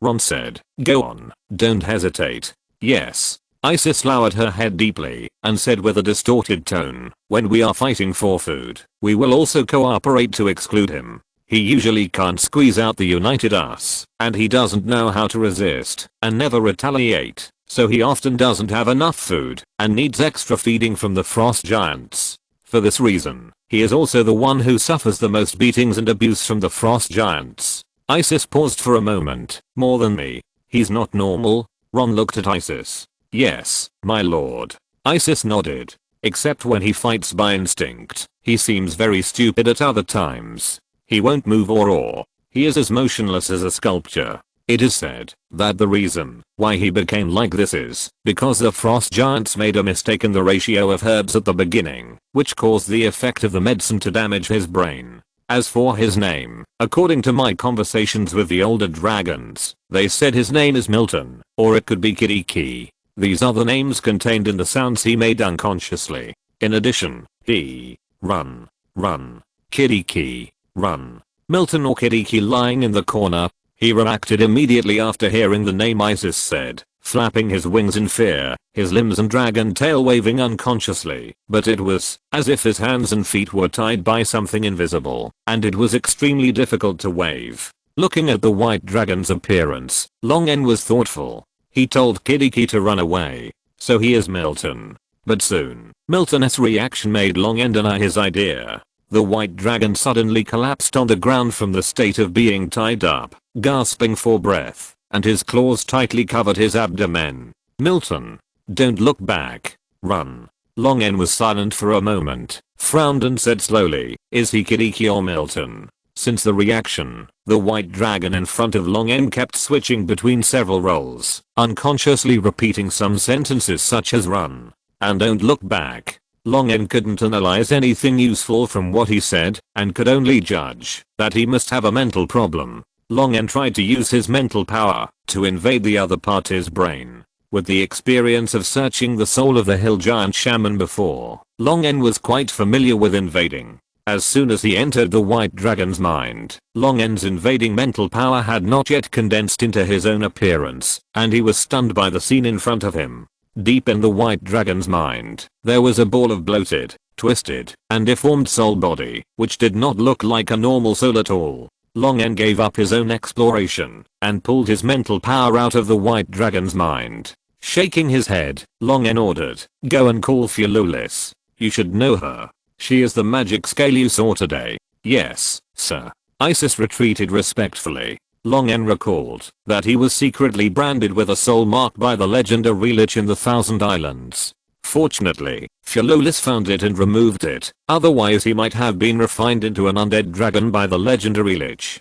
Fululis can even break the soul mark of the legendary lich, so she must have a way to deal with the deformed soul of this white dragon. Fululis, who had just left Long N not long ago, soon came to Long N again. Fululis rolled her eyes at Long N, and was suddenly attracted by the white dragon in the corner. Huh. Fululis frowned. How? What can you see? 3 twisted souls. 3. Long N was surprised and said, can you make him sober again? Fululis did not answer, but released a powerful mental force to wrap the white dragon's mind. Everything happened silently in the soul. Long N could only wait quietly. After more than an hour, Fululis finally recovered from her trance. Long N used a spell to summon hot wind, and wiped the sweat on the pale forehead of Fululis. Fululis rolled her eyes without any appreciation, and then said to Long N sneer, their souls have been entangled for too long, and I can't separate them. I can only try to wake them up. If you want to make their souls completely normal, you can only find a legendary spellcaster who is good at soul field spells. Long N actually knew a legendary spellcaster who was good at soul field, but he was just a hill giant shaman. It's enough to make him wake up. Long N just didn't want to waste a powerful labor force. If it really didn't work, he could accept a mentally ill laborer. As he spoke, the white dragon in the corner slowly opened his eyes, and his confused eyes gradually became solid and energetic. Then, Baelong covered his head in pain, groaning in agony, and swung his tail wildly, hitting the rock, breaking it into pieces, and his tail was torn into pieces, bloody and bruised. Baelong did not stop, as if the physical pain could alleviate the pain in his mind. Along with Baelong's extremely painful screams, a mental force that shocked Long N surged out. Long N couldn't help but swear, what the hell is this? Legend? If you're listening to this novel on a channel other than Fanfic World, it means they downloaded and uploaded it without effort. We cordially invite you to visit our channel, Mundo Fanfic Novelos. There you'll find the original version of this story and you can explore many other novels of various genres. We're waiting for you to immerse yourself in a world of incredible novels. Chapter 139 Valona. The spiritual power fluctuations far exceeding what a 9-ring mage could release surged from the white dragon in the corner. The other white dragons nearby all felt the dangerous aura and swarmed over at the first time, forming a line of defense in front of Long N. The white dragons were all facing a formidable enemy. A legendary spellcaster should not be underestimated, especially since this legendary spellcaster was a real dragon. The power of many spells recorded in the dragon heritage in the hands of a legendary spellcaster, a real dragon, was immeasurable, and the destructive power it could cause was also extraordinary. not knowing whether it was an enemy or a friend, and the other party was very likely to be a lunatic with mental illness. The white dragons did not dare to be careless, and stared at the crazy white dragon in the corner. The compressed ball of forbidden magic alloy was taken out from the storage ring. A large ball of forbidden magic alloy was divided and transformed into spears under the action of the magnetic field. As long as the white dragon showed the slightest hostility, Long N would shoot these spears made of forbidden magic alloy into his body. If the other party was an enemy, the threat it could cause would be too great. Long N could not gamble, and could only prepare to kill the other party directly in advance. The white dragon in the corner seemed to be getting better and waking up. He stopped hitting the stone wall with his body, but his limbs would twitch abnormally from time to time. Long N narrowed his eyes and stared at the white dragon, with the magic forbidden alloy spear controlled by the magnetic field ready to go. Are you awake? What's your name? Answer my question. The white dragon slowly climbed up from the ground. His pupils were still confused, but he was more thoughtful than before. My name, our name, I am. I'm Valona. Valona's words gradually became clear and coherent, and his eyes became brighter. Just when Long N thought that the white dragon in front of him had returned to normal, Valona suddenly said gloomily and disdainfully, "Stop being in a daze, Valona. We have to escape from here first." Valona's gloomy expression instantly turned into sarcasm and mockery. "Go out?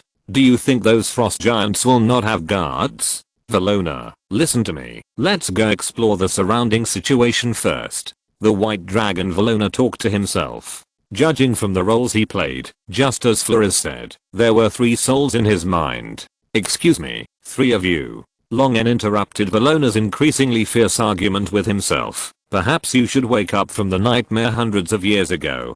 Valona's head swung violently, facing Long N. Looking at Long N's eyes, one eye was vigilant and scrutinizing, and the other eye was doubtful and fearful, with an indescribable weirdness.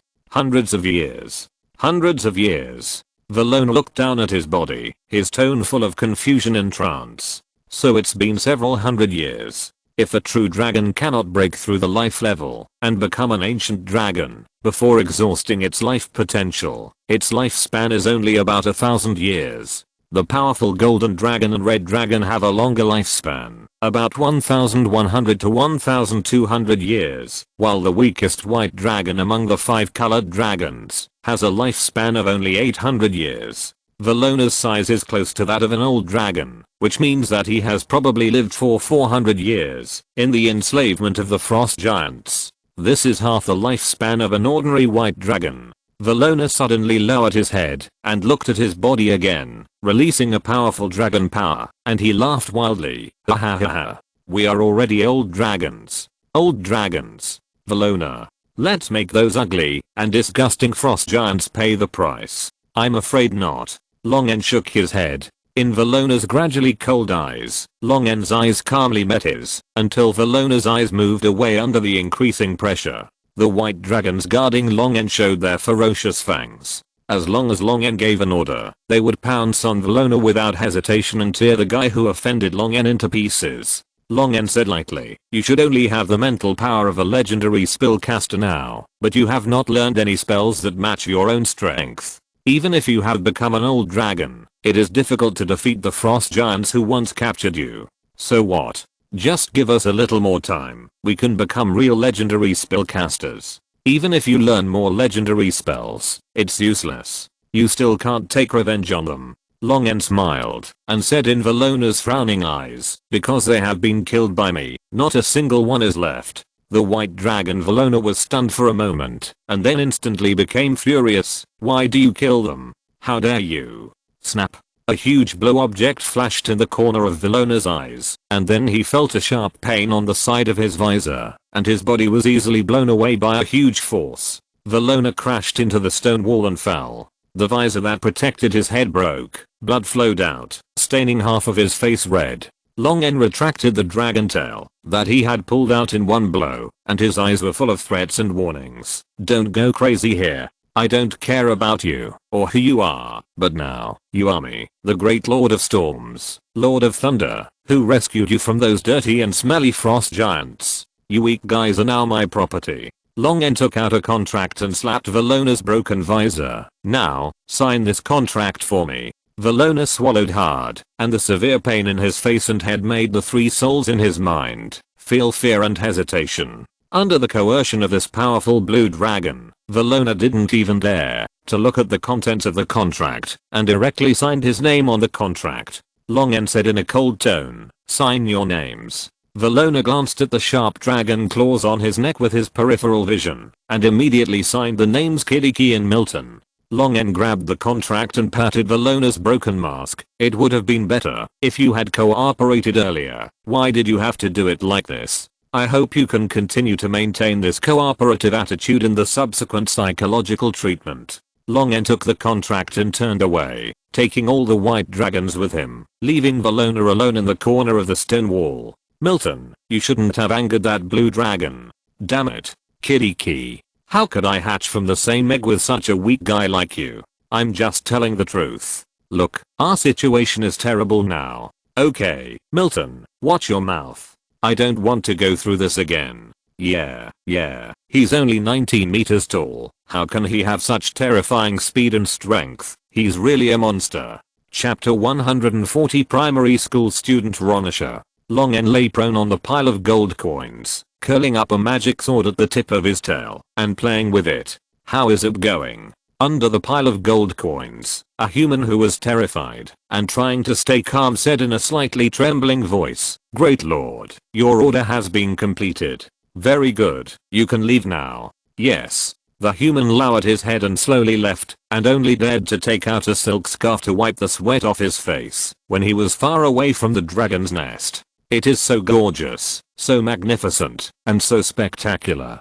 What a powerful and intelligent creature. His scales are just like sapphires." The human sitting in the carriage returning to Blackstone City used all the good words he could think of to describe their lord, but he was still limited by his own poor knowledge and could not find a more appropriate word. After all, he was just a small businessman who went bankrupt due to the Balan Civil War and finally became a refugee. He only learned a few reading, writing and calculations. Even though he later started working in the Lord's Hall and had the opportunity and time to attend night school at the Blackstone City College established by the Lord's Hall, he only learned some simple and common texts. The reason why he was able to become the minister of the newly established education department under the Lord's Hall was mainly because he was serious and careful in his work, worked diligently, and had never made mistakes such as bribery and corruption, and his qualifications were old enough. He started working in the Lord's Hall before Grand Duke Boran gave half of the land in the western part of Boran to their lords. It can be said that he was one of the earliest government officials to establish the Lord's Hall. It seems that I still need to read more books. After all, I'm also the minister of the education department now. How can I not have enough knowledge? Well, the recent popular night novels are good. Thanks to the paper mills and printing factories outside Blackstone City, the price of books in Blackstone City has now dropped to a level that even civilians can buy at will. It only takes one day's salary to buy all kinds of books that were treasured in the study of noble masters in the old times and wrapped in expensive heifer skins. In Blackstone City, it can be said that everyone has the right and obligation to receive education, and his task as the Minister of Education is very important. As for the old times, that is what the citizens of Blackstone City call the days when they lived under the rule of the Principality of Balan.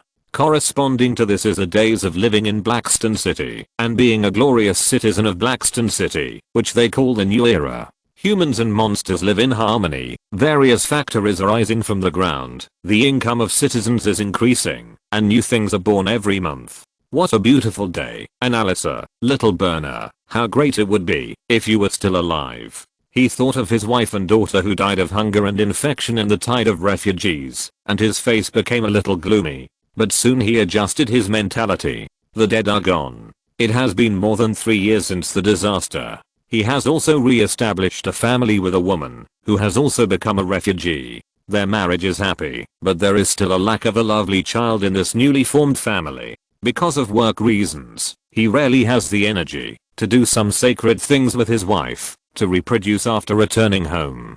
Today he decided to work harder. It'd be better if it's a girl, just like little burner. Thinking of this, he remembered what their lord had ordered, to send a lovely girl to Blackstone City Academy. What a lovely child, just like little Berna. But he didn't understand why their lord had to personally summon him, the Minister of Education, to enroll a little girl. Could it be that the little girl was actually the child of their lord and a human? She looked like an innocent and lovely girl, but in fact, she had the blood of a real dragon flowing in her veins. It is said that real dragons can find beauty in all kinds of creatures, including humans, of course. But he had seen some biological illustrations, and Dragonborn didn't seem to look like this. Blackstone City Center, Lord Hall Public Blackstone City Academy, Primary Education Grade 1 Class 2. Classmates, this is a new transfer student. You should get along well in the future. If new classmates have any difficulties, you should help each other. Come on, introduce yourself. The female teacher with a gentle smile reached out to touch the hair of the little girl next to her, but the little girl dodged it flexibly. The girl with red hair, which was rare in the Principality of Balan, instantly attracted the attention of all the children in the class. The cute girl with red hair tied into 2 ponytails looked depressed and helpless. She said in a voiceless voice, "Hello everyone, my name is Ronisha. Please give me more advice in the future." Damn Longen.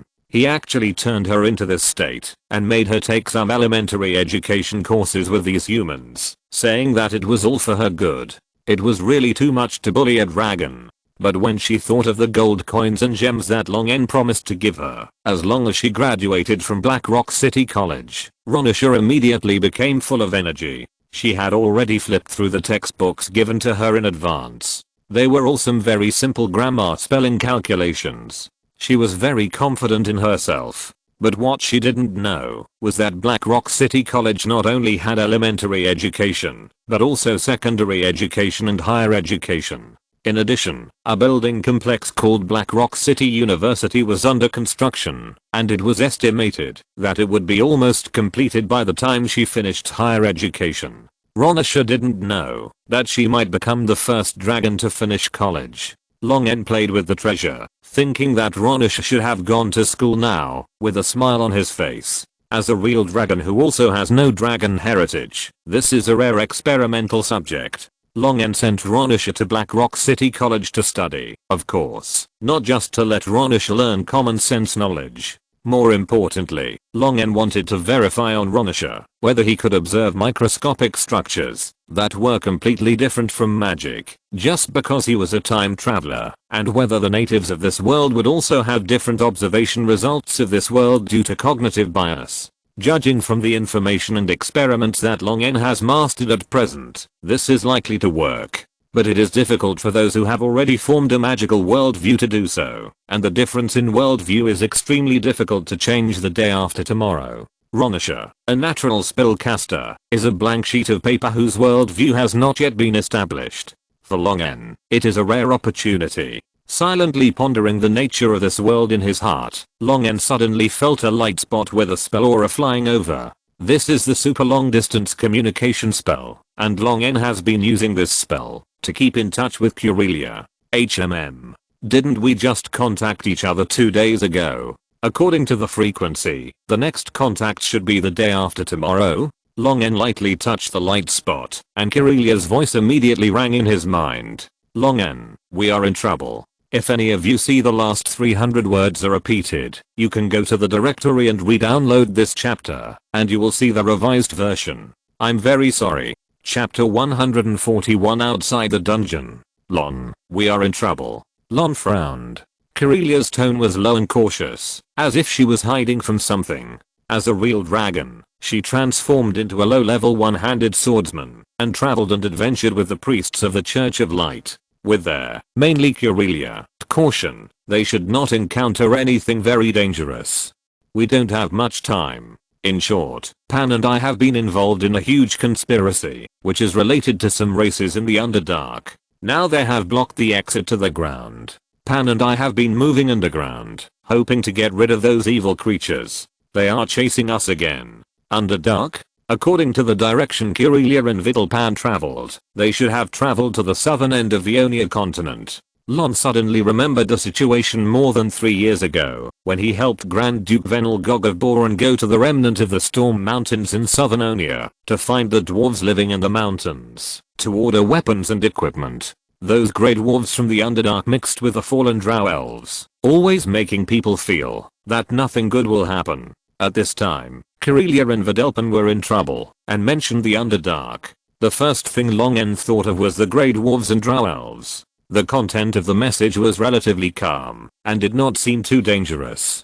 But he had to speed up. After all, they had been hiding deeper into the Underdark, and the deeper they went, the stronger the evil dark creatures they encountered would be, and the more unpredictable the danger would be. Longen used the super long distance communication technique and only replied with a few words. "Hold on, I'll be there soon." The huge body stood up, moved its strong limbs, and walked down from the high pile of treasure. "Let Galaxus, Sigera and Valona come to see me, immediately. Although there are many dragons in the territory, only Galaxus, Igadius and Sigera can really be used. The rest of the White Dragon and the Red Dragon runners must learn some spells, before they can be entrusted with important tasks. However, the crazy White Dragon named Valona has a legendary mental power, so even if he hasn't learned much spells, he can still be of some use." Longen decided to bring Valona with him, and let Igadius guard the territory. He has learned a lot of spells from Glengo and his strength has increased greatly compared to before.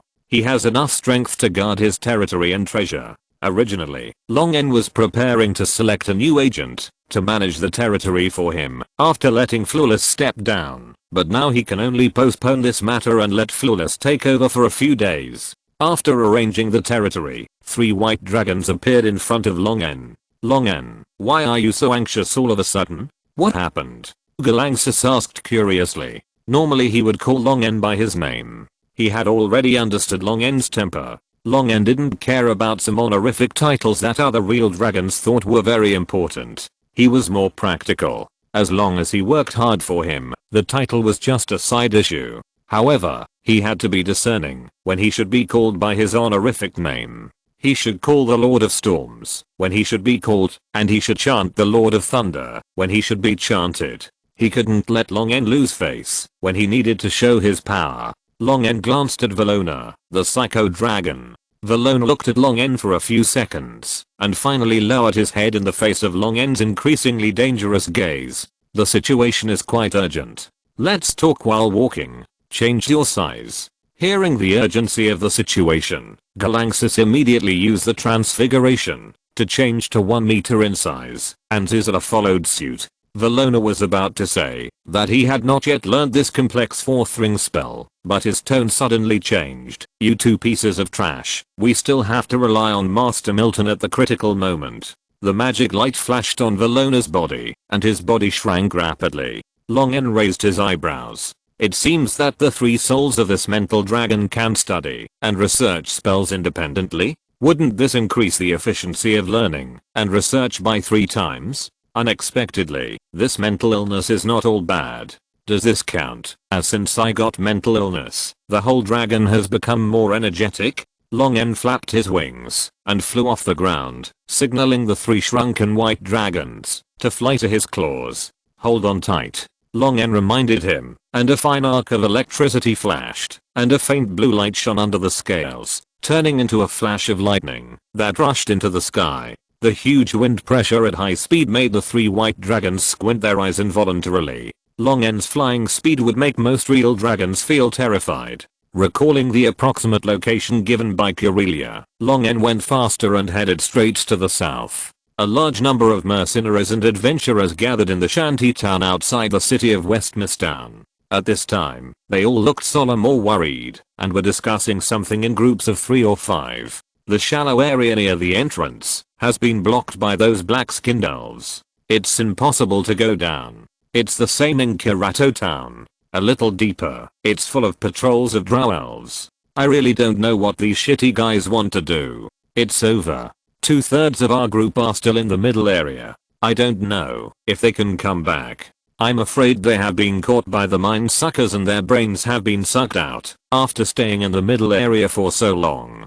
Do you think these black-skinned bitches want to start a war? If that's the case, Westmistown will be in danger. That shitty lord used all the taxes to build the castle. He doesn't have a single established army left. The person who spoke was not loud, but the surroundings were quiet after he finished speaking. Instantly, the shack area resumed its heated discussions, but more people were talking and moving at the same time. They were ready to pack up and run away. If a war broke out, the shack area outside the city would definitely be the first to be affected. Mercenaries and adventurers like them had no obligation to fight for the lords here. The news spread quickly among the mercenaries and adventurers. In just half a day, half of the mercenaries and adventurers in the shack area outside the city of Westmiston had left. Westmiston, which once relied on the entrance to the Underdark, which was nicknamed the Underground City, to attract a large number of mercenaries and adventurers, became so prosperous that the inner city was full and the shack area could only be built outside the city. For a time, it seemed a bit depressed, and the shack area that had been built for decades suddenly appeared dilapidated and desolate. Suddenly, a strong wind blew outside the shack area, and dust and broken wood chips flew. The ranger, who was in a hurry, held the rolled up blanket under his armpit with one hand, and lowered the wide brim of his beaver hat. Damn it, when did it get so windy in Zimistown? Then, the ranger felt the sky darken in an instant, and the scorching sun in the south of Onia disappeared without a trace. He looked up in confusion, then stood there with wide eyes. 3 white dragons, each at least 16 meters long, guarded a peculiar looking blue dragon, and landed on the edge of the shack area. The blue dragon sideswept through the shack area, and then stopped on the ranger. "You, come here. I'm very sorry for not updating for 3 days. I wanted to explain something, but I thought I'd better forget it. If I say too much, it would seem like I'm selling misery. I feel bad about not updating and not being fully present, but there's nothing I can do. I was ganked by real life. I won't say much. I'll use the update to apologize." Chapter 142, Underdark. The ranger looked around in panic, then hesitantly pointed at himself with his hat brim pulled down. "Are you calling me?" Longen lowered his head slightly and looked at the short human. "Don't be nervous. I just have some questions to ask you." The ranger looked back at the low and dilapidated shack area behind him, which had no shelter or cover. He gave up the idea of turning around and running away, and walked up to Longen with a sad face and trembling legs. Facing a real dragon for the first time in his life, and facing 4 at a time, made the ranger's head a little dazed. He thought that he might have been nervous and stressed during this period, and drank too much absinthe and had hallucinations. But he looked up at the real dragon in front of him, and still didn't have the courage to slap himself to wake himself up from the hallucination. Longen's eyes swept over the various weapons, potions, and props on the ranger's body, and asked, "Senior adventurer, how long have you been doing this?" The ranger didn't know why Longen asked this, so he could only answer carefully, 26 years, sir. In this world, where ordinary people can only live to be over 60, 26 years is not a short time, especially for high-risk industries such as mercenaries and adventurers. Most people enter the industry at the age of 16 or 17, but die in various accidents in their 20s. Mercenaries or adventurers who have worked for 26 years and are still alive and well must have their own strengths, even if they are not strong. Otherwise it would be impossible to avoid the fatal dangers in adventures. However, the ranger in front of him was a little strange, and Longen looked at his face. Even if he entered the industry at the age of 16, he would be 42 years old after 26 years of work. The long-term exposure to wind and rain would accelerate his aging, but he looked like a young man who was not yet 30. Sensing Longen's doubts, the ranger took off his large beaver fur hat, revealing a head of pure white short hair. "As you can see, I'm a half-elf. My father is a drow from the Underdark, and my mother is a human from Katadaban." Ron nodded in understanding. The lifespan of a drow can reach more than 700 years, and the offspring of a drow and a human usually have a lifespan of nearly 180 years. This half-drow who looks less than 30 years old may be more than 50 years old. "How much do you know about the Underdark?" The ranger put on his beaver hat. Seeing Ron asking about the Underdark, he wanted to pretend that he didn't know, but he didn't have the courage to lie under Ron's gaze. I have to say, sir, if you are talking about the middle and shallow layers of the Underdark, I know a lot about it, because I grew up there, and it can be regarded as my first home. The ranger's honesty made Ron very satisfied. He just found someone, and it turned out to be a half-drow who grew up in the middle layer of the Underdark. He was really lucky. Long nodded. Very good. Now you are recruited by the real dragon. The ranger sighed in his heart and reluctantly accepted his fate. As a half-drow, he had experienced this too many times. Whether it was a team of adventurers who wanted to enter the Underdark to search for treasures, or mercenaries who were hired to enter the Underdark to capture slaves, or even merchants who had trade relations with some races in the Underdark, they would hire or force him to be a guide. In the past, he could still rely on this to move between large mercenary groups and caravans, and earn a lot of commissions. But in this abnormal time, especially when the drow elves were the ones who created the abnormality, no one wanted to have anything to do with him, a half-drow elf, which was why he appeared alone in the shanty town. The ranger adjusted his clothes, took a deep breath and exhaled, adjusted to work mode, and saluted Long with a professional fake smile on his face. Dear employer, you can call me Shebasha. I'm very happy to serve you. However, there have been some problems with the entrance to the Underdark near Zimistown recently. Perhaps you have the patience to wait a little longer? Those drow elves. Zazura blew 2 streams of cold air from her nose with disdain. The air temperature around her instantly dropped a lot, causing Shebasha, who was not far from her, to shudder.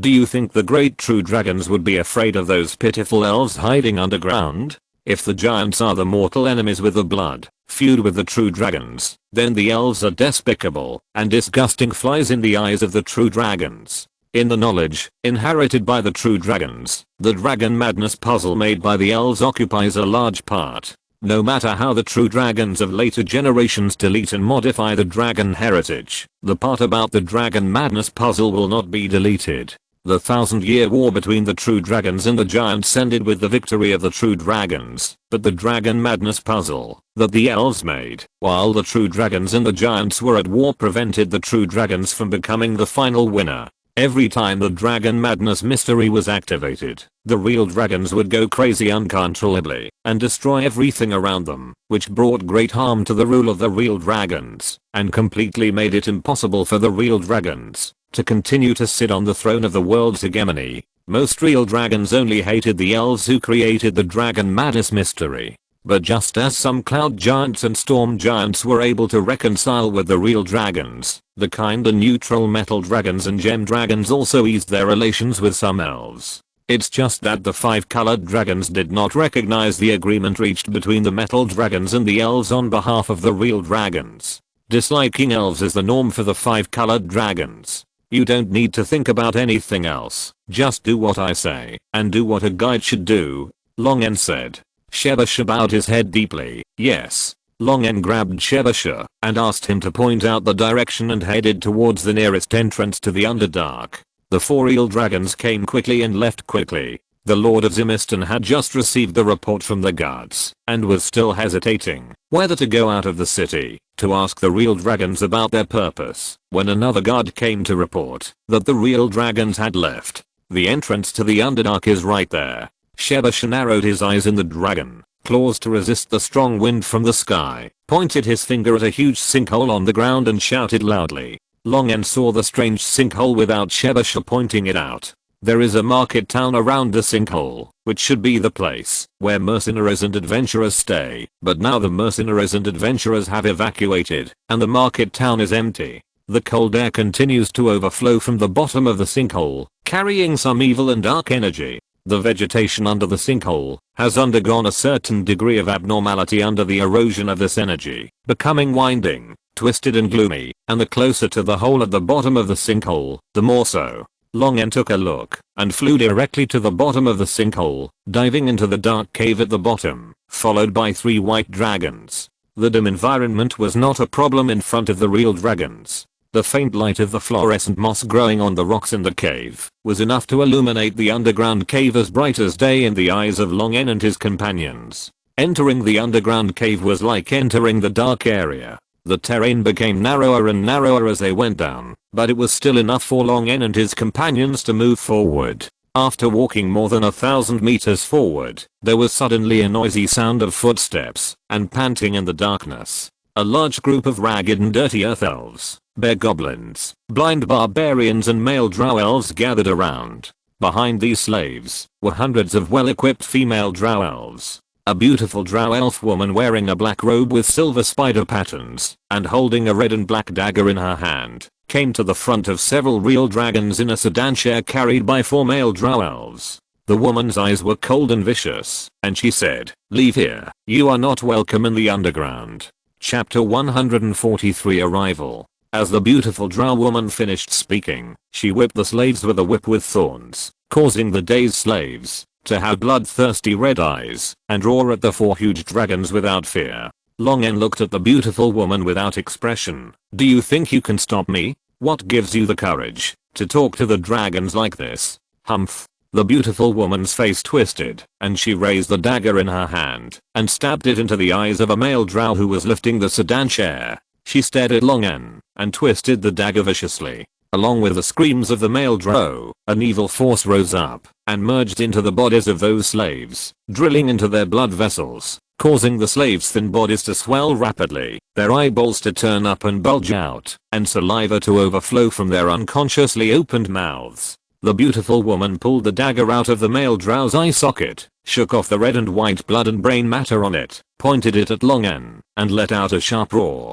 "Kill them." The slaves who had completely lost their minds were like mindless beasts. Following the order of the beautiful woman, they rushed towards Long N and his party frantically. The beautiful woman led the army of female drow elves and quickly fled into the darkness. Long N didn't need to do anything.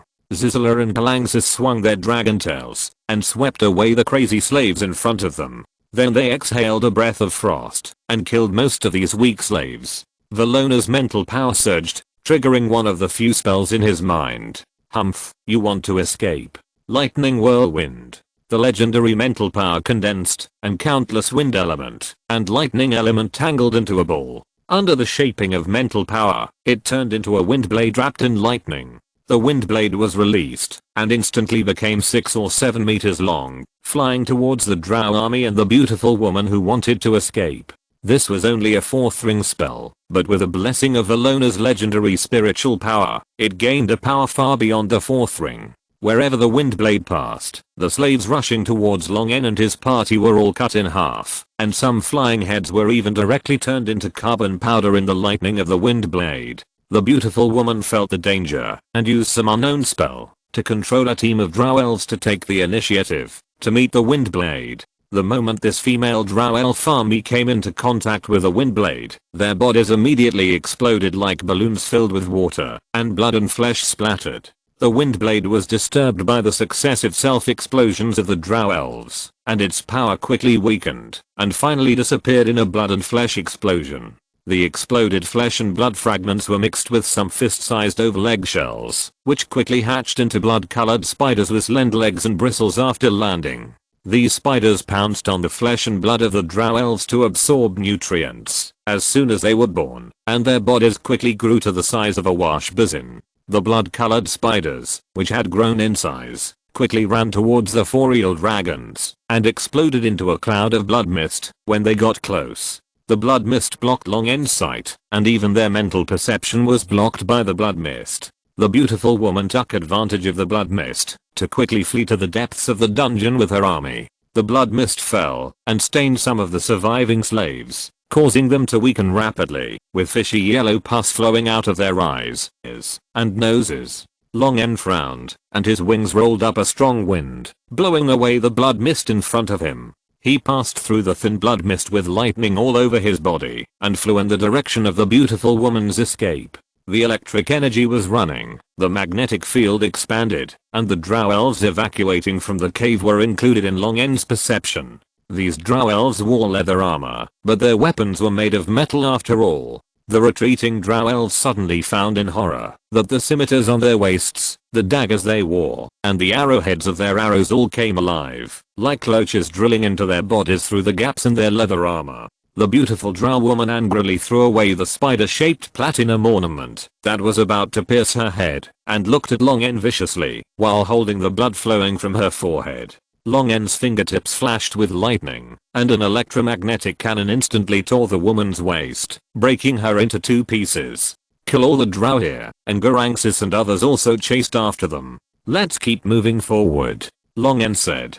The movement here was too loud, and they had to go deep into the Underdark before the drow elves surrounded them. Although the drow army that Long N and his friends encountered was not strong, their strength was generally only level 2 or 3, and the strongest beautiful woman looked like a priest at the level of a 4th ring spellcaster. But there are not only these weak beings among the drow elves. Unlike the elves living on the surface, these fallen ones advocate promiscuity and reproduction. The number of their offspring and tribesmen is huge, and there are always some powerful high-level beings among the hundreds of millions of drow elves. The priests who serve the Spider Queen Rose have unique abilities that are hard to guard against. The weak and beautiful woman just now can even hinder their perception. If it is not necessary, Long N does not want to fight with them. Killing a priest or priest of a god has a high probability of attracting the attention of the god.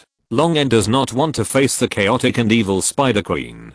Who knows what she will do when she is unhappy or happy. After all, this god has even been too satisfied with the sacrifices offered by the priests, and then turned the priests into a pool of splattered meat in a happy mood. This god is known for his capriciousness, and has always had a bad brain. Long N asked Shebasha, who was held in the hands of Galanxus, to point out the way to the middle layer of the Underdark, and was about to continue moving forward with the 3 dragons. Suddenly, an evil and corrupt breath spread out. The evil degree of this breath made Long N feel frightened, as if he was facing some ancient evil. Long N turned his head, and a violent breath of thunder turned into an electric net, covering the source of the evil breath, the torn upper body of the beautiful woman. The violent electric current washed the surrounding drow elves into carbon powder, but the half-body of the beautiful woman was protected by some special powerful force, and was completely unharmed by Long N's breath. The evil energy in the dark area was converging towards the half-body, and a terrible will descended into this underground cave. Long N, who had dealt with the will of the Platinum Dragon God several times, felt something familiar from this will, divinity.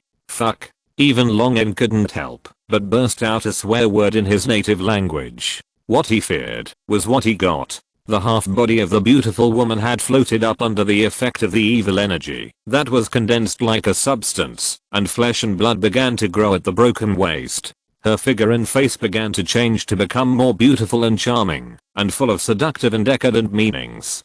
Damn it. Run. Several transformation spells flew out, and Long N grabbed the shrunken 3-headed white dragon and Shebasha in his hands, and fled the cave at the fastest speed, flying to the lower level. Behind him, the beautiful woman had completely changed her appearance. The beautiful but evil face opened her charming eyes, her hands were elegantly folded on her lower abdomen, and her bright red lips were raised in a moving arc. You run so fast, little one. The monster with 8 huge spider legs covered with thorns moved, and the upper body of the monster was a beautiful girl, and the lower body was a huge spider. It chased in the direction of Long N's escape.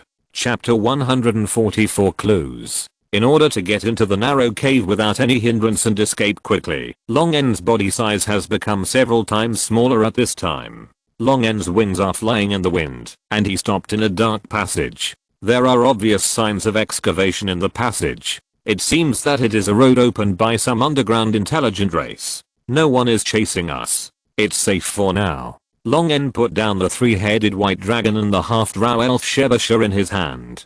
Zizala looked back at the direction they fled from. The dim environment was clearly visible in the dragon's eyes. After confirming that there was really nothing chasing them, Zizala shuddered with lingering fear. Following Long N, every day is either the gaze of the Platinum Dragon God or the arrival of the Spider God Queen. This is too exciting. The strength of the incarnation of the descending gods is related to the object of the descending. Generally speaking, the stronger the carrier, the more it can withstand the power of the gods. Before the container of the descending is broken, the gods can also bring down more power, and the strength of the incarnation is stronger. Generally speaking, the incarnations of gods walking in the world are mostly of high-level strength, and some are even only of mid-level strength. Legendary incarnations are very rare. The incarnation carriers that can truly exert the power of gods need special training. From breath to thoughts, they must be close to gods, and their strength must reach legendary or above, such as the popes of various churches who serve before gods, or the high priests of some evil god churches. The carrier of the Spider Queen Rose's descent this time is only half of the broken body of a mid-level priest. Logically, the power of descent should not be too strong. But the brain circuit of this god is difficult for ordinary people to guess. Maybe he will spend a lot of effort to improve and repair this half body before descending. Although in this situation, the Platinum Dragon god will most likely send down power to protect his own god's favored, but Long N has never liked to pin his hopes on others. Where are we now? Long N looked at Shebasha, who was trembling all over and had not yet woken up from the breath of the Spider Queen, frowned, and released the dragon's might to wake Shebasha from the shock. Hold, sorry, sir. Shebasha, who was covered in cold sweat, whispered weakly. It's okay. All drow elves, whether they believe in Spider Queen Rose or not, will tremble unconsciously in front of her. This is the power of the authority of God, and Shebasha, who has half drow blood, cannot avoid it. Long N repeated what he just said. Shebasha calmed down and replied, judging from the texture and moisture of the rocks and soil and the concentration of the surrounding dark energy, we should be approaching the middle layer now. The traces of excavation here are caused by the mattocks commonly used by dwarves. There are only 2 dwarf settlements in the shallow area nearby. Judging from the direction, we should have reached the territory of the Fernasine clan. Dwarf? Long N asked in confusion. There are still normal dwarves in the Underdark? Why are you sure that these traces are caused by dwarves, not grey dwarves? In the Omnia common language, the 2 words dwarf and grey dwarf are pronounced differently, and Shebasha clearly refers to dwarves, that is, ordinary dwarves living on the surface. Shebasha explained, dwarves in the Underdark are very rare, but there are indeed some dwarves living here. As for why I'm sure it is a dwarf, it is because the mattock chisel head used by the dwarf is wider, while the mattock chisel head used by the grey dwarf is long and sharp, and the traces of excavation will be completely different. Long N nodded, affirming Shebasha's professionalism. The terrain of the Underdark is extremely complex. Various maze-like crypts, caves and man-made passages connect the Underdark together. It only takes half an hour for an inexperienced person to get completely lost in the Underdark. And those so-called Underdark shallow and middle layer maps sold at high prices in the adventurer towns near the entrance of the Underdark are all randomly drawn by scammers who deceive new adventurers. In the Underdark, the experience in the mind is always better than the map. An experienced guide is better than 100 maps. Long asked about this dwarf tribe called the Hearthwind clan. According to Shebasha, they were no different from the dwarves on the surface, except that they were more irritable and more fond of alcohol. They often traded with humans on the surface. Long said, then let's go to the Hearthwind clan first. Corellia had been silent since the last time she sent him a super long distance communication. Long was going to ask the intelligent races here. Perhaps he could guess the direction of Corellia and Videlpin's deep underground from the movements of the drow elves. Shebasha identified the direction and pointed to a fork in the road and said, please go this way, my lord. The 4 dragons went around in circles. Shebasha stopped from time to time to observe the environment and pointed out the direction.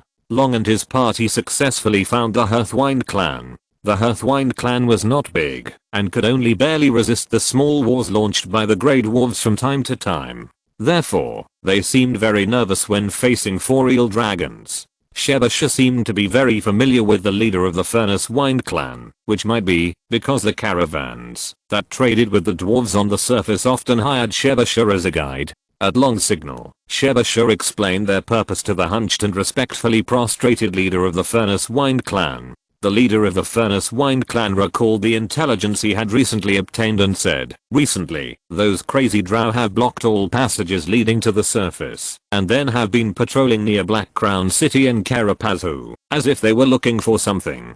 However, their behavior has angered those ugly guys in Black Crown City. I wonder if they have fought. Black Crown City, Carapazoo. Long nodded slightly, and wrote down the name. Turning around and about to leave, Long N turned back to the head of the Furnaswind tribe and said, if you are tired of the life underground, and are willing to submit to me, I can accept you as my clan, provide you with shelter, give you food and drinks, and you only need to work for me. The head of the Furnace Wind tribe pulled the big beard hanging down to his chest and said, "Furnace Wind thanks you for your kindness." The other party did not agree immediately, and Long N did not force it. He only said, "When you make a decision, you can contact Shebasha. You should be familiar with each other. Although industrial production has begun in the territory, simple manual forging is no longer of great use, but if you want to develop heavy industry, some fine parts in the early stage still need to rely on dwarves to make by hand." Long N only signed a 5-year employment contract with the group of dwarves in the territory. Now there is only more than a year left. Long N must make preparations early and accept some dwarves as his clan. These dwarves in the dark area are very good. Their living conditions are difficult and their strength is not strong. If Long N promises to provide shelter, they are likely to be willing to submit to Long N. After that, Long N asked Shebasha to lead the way and head deeper into the Underdark. The darker the dark energy, the scarcer the water vapor, and the worse the living environment. The creatures that can survive in the middle layer of the Underdark are all powerful monsters. But in front of the real dragon, these monsters are not good enough. He smashed the head of a flesh-hungry horror claw monster, and the 3 white dragons easily resolved the battle. The protected Shebasha suddenly said, "My lord, I must remind you that Black Crown City is the territory of the Mind Suckers, and those guys do not welcome outsiders." Long N frowned, but still shook his head. "I will deal with the Mind Suckers. You just need to lead the way." Chapter 145 Capture. Illithids are a terrifying creature in the Underdark. They are born with rare psychic spells and are good at directly attacking the mind and soul, making it difficult for ordinary people to defend themselves. The underground city formed by the Illithids is also a powerful force in the middle layer of the Underdark. Both the Drow elves with a large number of tribes and the powerful stone giants will avoid provoking these guys. Judging from the movements of the Drow elves, Kirelia and Vidalpin should have hidden near the Black Crown City of the Illithids. Otherwise these Drow elves would not risk searching around the Black Crown City. This also made Long N more curious about what secrets Kirelia and Vidalpin had discovered about the Drow elves, and why they made such a big move just to capture them. Long N grabbed Shebasha in his hand, and asked the other place name mentioned by the head of the Furnace Wind while flying, "What is Carapazho?" Shebasha blocked the airflow that hit his face and replied, "Carapazho is the territory of the Kin people, near the Black Crown City." Kin people. Long N raised his eyebrows.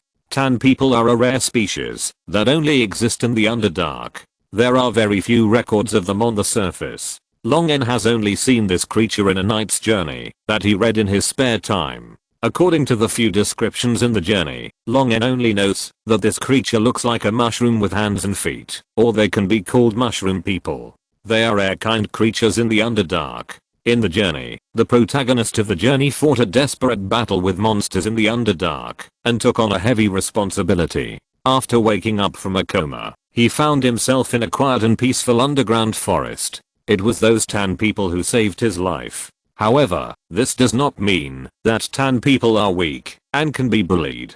The fact that they can survive in the Underdark for a long time and live near the city of cruel and evil mind suckers can well prove this point.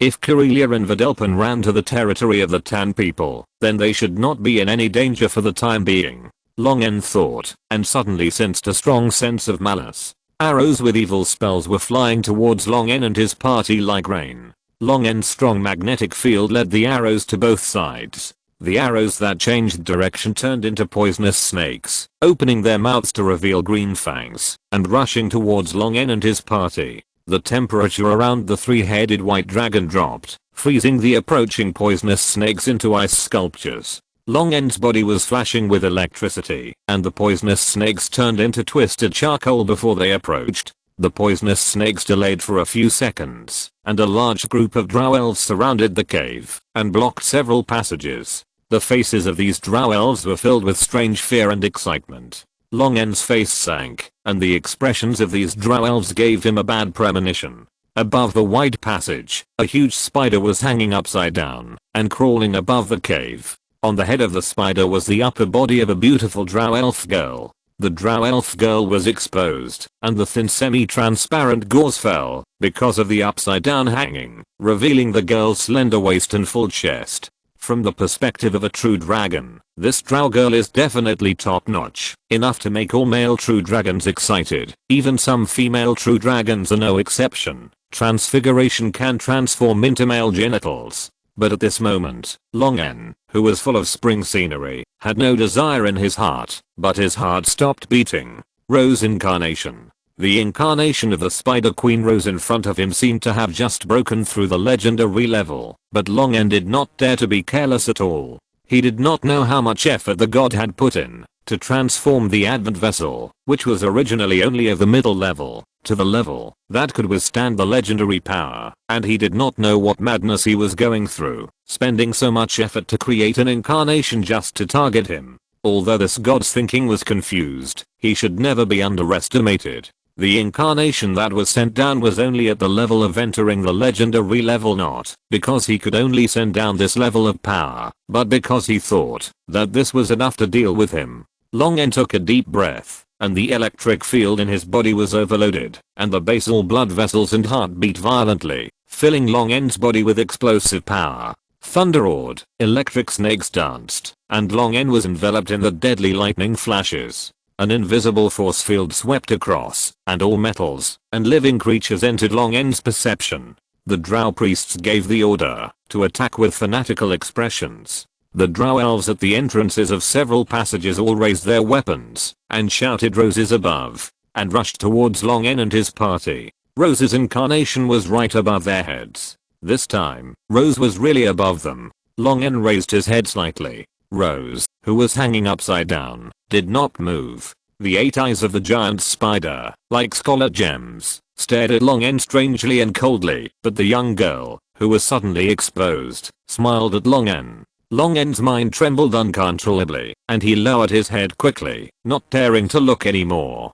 He turned to manipulate the metal in the strong magnetic field, to kill the drow elves one by one, or use static electricity to mark the strong among the drow elves, and stimulate the bucket-thick lightning from his body to kill them. The large number of drow elves were quickly slaughtered by Long N, and only some priest's magic could have a negligible effect on Long N. But those drow elves kept rushing towards Long N, as if they had forgotten their fear, and they did not hesitate, even if they would fall halfway, before they could touch the enemy. The edge of Long N's strong magnetic field was piled up with high piles of corpses, and the remains of the drow elves with beautiful figures and beautiful appearances flowed with a pool of blood, gradually filling up the slightly low-lying crypt. Although her believers suffered heavy casualties, the incarnation of Rose looked at Long N with interest and confusion. The girl's cheeks were flushed, her lips and teeth were slightly open, and she bit a strand of her pure white long hair. While manipulating the metal products taken from the drow elves to slaughter, Long N looked at the incarnation of Rose, who was still motionless, and hanging upside down on the top of the crypt.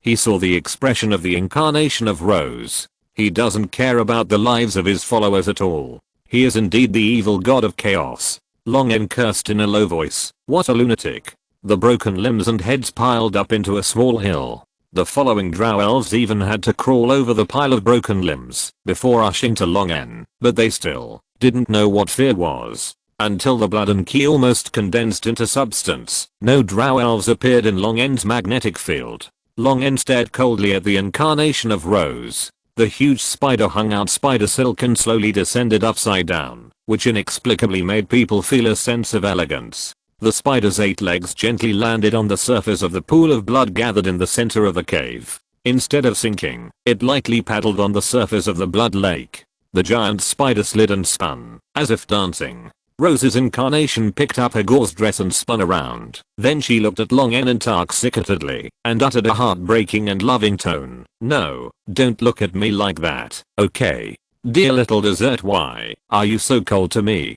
Do you hate me? Oh no, how could I be vicious? The weak should be eliminated. If they can kill you, I will be really happy, but they can still play a little value." Rose's incarnation put her hands behind her back, moved her spider legs, and moved her lotus step slightly. Her flushed face was cunning with a hint of success, which was breathtakingly beautiful. "You are mine, little dessert." Rose's incarnation's previous dancing footprints formed a bloody and weird magic circle, and the blood that gathered into a lake boiled and surged, and dozens of blood columns shot into the air. The 3 white dragons, Galaxus, Caesura, and Valona, were instantly entangled and bound by the blood column, and their bodies were covered with blood plasma. As they struggled, they were immediately solidified into 3 huge blood-colored ambers. Long N opened his eyes wide and quickly increased his flight altitude, but due to the terrain restrictions, he had nowhere to hide. As he moved, he saw a smelly blood column coming towards him, and there was no escape. If you're listening to this novel on a channel other than Fanfic World, it means they downloaded and uploaded it without effort. We cordially invite you to visit our channel, Mundo Fanfic Novelos. There you'll find the original version of this story and you can explore many other novels of various genres. We're waiting for you to immerse yourself in a world of incredible novels. Chapter 146 Counterattack. Madam, there is still no discovery. The attendant reported the search results of the family army to the ruler of the Silversa family, the most cruel, ruthless, dark and twisted Madame Silversa, with an ugly face. Madame Silversa, who was already showing her old age, had no expression on her face on the high seat, but just raised her finger in annoyance. The attendant immediately trembled with fear. 2 guards stepped forward and dragged the limp attendant down. Soon, the attendant's screams were heard outside the hall. In this high and shrill scream, the coldness on Madame Silversa's face finally melted a little, but the disappearance of the family army still made her feel depressed. Since Rose gave the decree, all the drow families who believed in her in the dark area under the continent of Onia have put aside their past hatred and conspiracy and temporarily united. The powerful Silversa family is one of the most powerful families among all the allies, so the plans implemented in Southern Onia are also led by the Silversa family. Some time ago, the family's ongoing plan was disrupted by 2 metal dragons, which made Mistress Silversa lose face in front of other matrons. In order to capture the 2 metal dragons, prevent those annoying metal dragons from interfering and hindering the will of the Great Rose, and to save her own face, Mistress Silversa mobilized all the family's troops and slaves, and even clashed with those sticky and disgusting octopus people. But now not only did they not catch the 2 metal dragons, but 3 legions of the family's army disappeared out of thin air. Even if they encountered a legend, thousands of people would not be able to leave a little news, right? But the camp, where the legion was stationed, was in order, and even retained traces of the previous day's living. But there was not a single message left, and the living people of the army seemed to have evaporated out of thin air. Mistress Silversa could never have imagined that it was their great Queen Rose who requisitioned the army of the Silversa family, and only he could make those drow elves not bring any supplies and fanatically obey to serve as consumables. In a deep and secluded cave somewhere, Long N gradually woke up from his unconscious state. The feeling of being tightly imprisoned on his body had disappeared, replaced by a strong sense of weakness and powerlessness. The giant spider climbed onto Long N's chest, and the beautiful drow elf girl leaned down, stroking Long N's scales with her slender and soft fingers, and slowly crawled in front of him. "How is it?" A little snack. Rose's incarnation stroked Long N's beating heart, and licked her lips with a dazed look. Long N wanted to struggle, but his muscles were uncontrollable and motionless, and he could only let Rose's incarnation's palm stroke his scales. Rose's incarnation's tail spewed out spider silk, which was wrapped around Long N's body. The tightly wrapped spider silk was tied into a bow shape on Long N's tail and limbs. The spider's legs gently fiddled with the spider silk wrapped around Long N, and Rose's incarnation laughed frivolously and seductively. "You are so handsome, little snack. You remind me of an old friend, but he was not as strong as you at your age. Your body looks very delicious." Long N looked at Rose's incarnation coldly, ignoring the gradually confused atmosphere, and his mind was racing. The soul and spirit are very clear, and there is a clear sense of touch where it is touched, which shows that the body functions are still functioning normally. But I can't control my body at all. In this case, did she cut off my connection with my body? Was it cut off from the level of extraordinary power, or from the physical body? If it was from the physical body, Rose's incarnation directly cut off his spinal nerves below the brain. Then Long N would probably have to let Rose's incarnation do it. But if it was the connection between consciousness and body that was cut off by extraordinary power, perhaps there would be a chance. Long N glanced at the scales on his neck with his peripheral vision, but this subtle movement was noticed by Rose's incarnation. A spider leg gently pressed on the only silver scale on Long N's neck, and the Rose avatar chuckled and said, "Are you counting on Bahamut?" Give up, little sweetheart. For you, I have spent a lot of effort to block his perception. There are not many opportunities to taste the platinum dragon god's favored one. I must seize it. Well, Longen looked up and saw that the entire cave was covered with a layer of scarlet spider silk. The Rose avatar should have used these spider silks to hide this cave. In those spider silks, there were also fragments of drow elves' flesh and blood, hair and broken bones. This barrier was made of blood-soaked spider silk and the broken bodies of those drow elves. Longen closed his eyes and thought to himself, the believers and tribes did not hesitate to use it as a tool to achieve their goals, and as a material for casting spells. They are worthy of being the Spider Queen Rose, who is known for conspiracy, fraud, and betrayal. Seeing Longen close his eyes, Rose's incarnation laughed like a silver bell. What? Not resisting? I still like your rebellious look. Just now open your eyes. Dear little snack, I prefer to look into each other's eyes while eating, which makes me feel pleased. Rose's incarnation finished speaking, and Longen's eyelids opened uncontrollably. At the moment his eyelids opened, Longen keenly captured a subtle reaction in his body that ordinary people could not detect. A flash of lightning flashed through Longen's mind, and he suddenly thought of a way to solve the current situation. So it's just that you can't control the body with consciousness? Then things are simple. If you use it well, you may be able to kill one of his incarnations. Longen's eyes moved slightly, staring at Rose's incarnation, and the disdain and disgust in his eyes were not concealed. Rose's incarnation chuckled softly. That's right, I will taste you well. Rose's incarnation pulled the spider silk and prepared for the meal. She could already see Longen gradually getting lost, and his cold eyes gradually softening. At the moment, when Rose's incarnation leaned down, a lightning-fast blue shadow came in an instant, piercing the abdomen of the girl's half-body on the giant spider's head, tearing it apart, so that only 1/3 was still connected to the giant spider. If Rose's incarnation had not moved aside a little at the last moment, this blow would have directly cut the girl in half. Longen laughed softly. I'm not interested in spiders, not to mention that I'm just a young dragon. Maybe I can have a chance to make an appointment again when I grow up. When Longen grows up, he should be able to hit Rose's incarnation on the head. The giant spider pushed its legs and jumped back from Longen's body. The Rose incarnation covered its torn abdomen and said with a twisted voice, how did you escape from my poison? Longen slowly stood up, moving his head, neck, limbs, wings and tail unnaturally, as if he was readapting to this body. The corners of his mouth twitched a few times, and Longen controlled his facial muscles to pull out a stiff smile and said, guess. It was blocked again, and I deleted and revised it again. I just hope it won't be blocked again after I post it. Chapter 147 Bioelectricity is also electricity.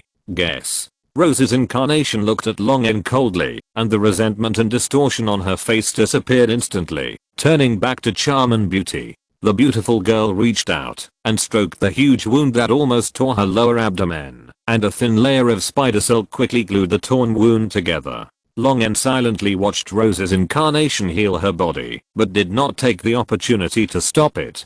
You really surprised me, little snack. Rose's incarnation smiled charmingly. I'm more and more interested in you, although I don't know how you used to bypass the restrictions of my poison, but let me guess, you can't exert much strength now, right?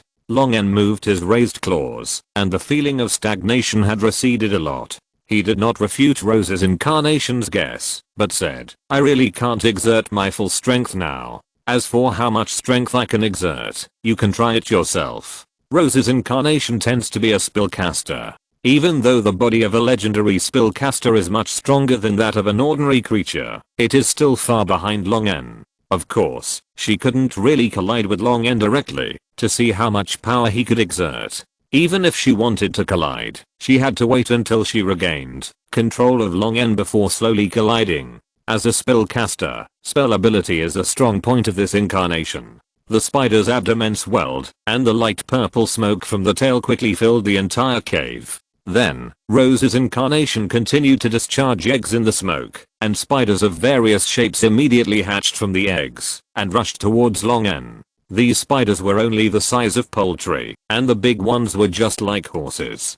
They were not worth mentioning in front of the huge Long N, but each of them had at least the strength of a mid-level monster, and a few even reached a high level. Long N, whose body was still slightly sluggish, expanded a circle of electric nets. The spiders produced by Rose's incarnation entered the range of Long N's electric net, and were immediately electrocuted and scorched and curled up into a ball. This kind of test is meaningless.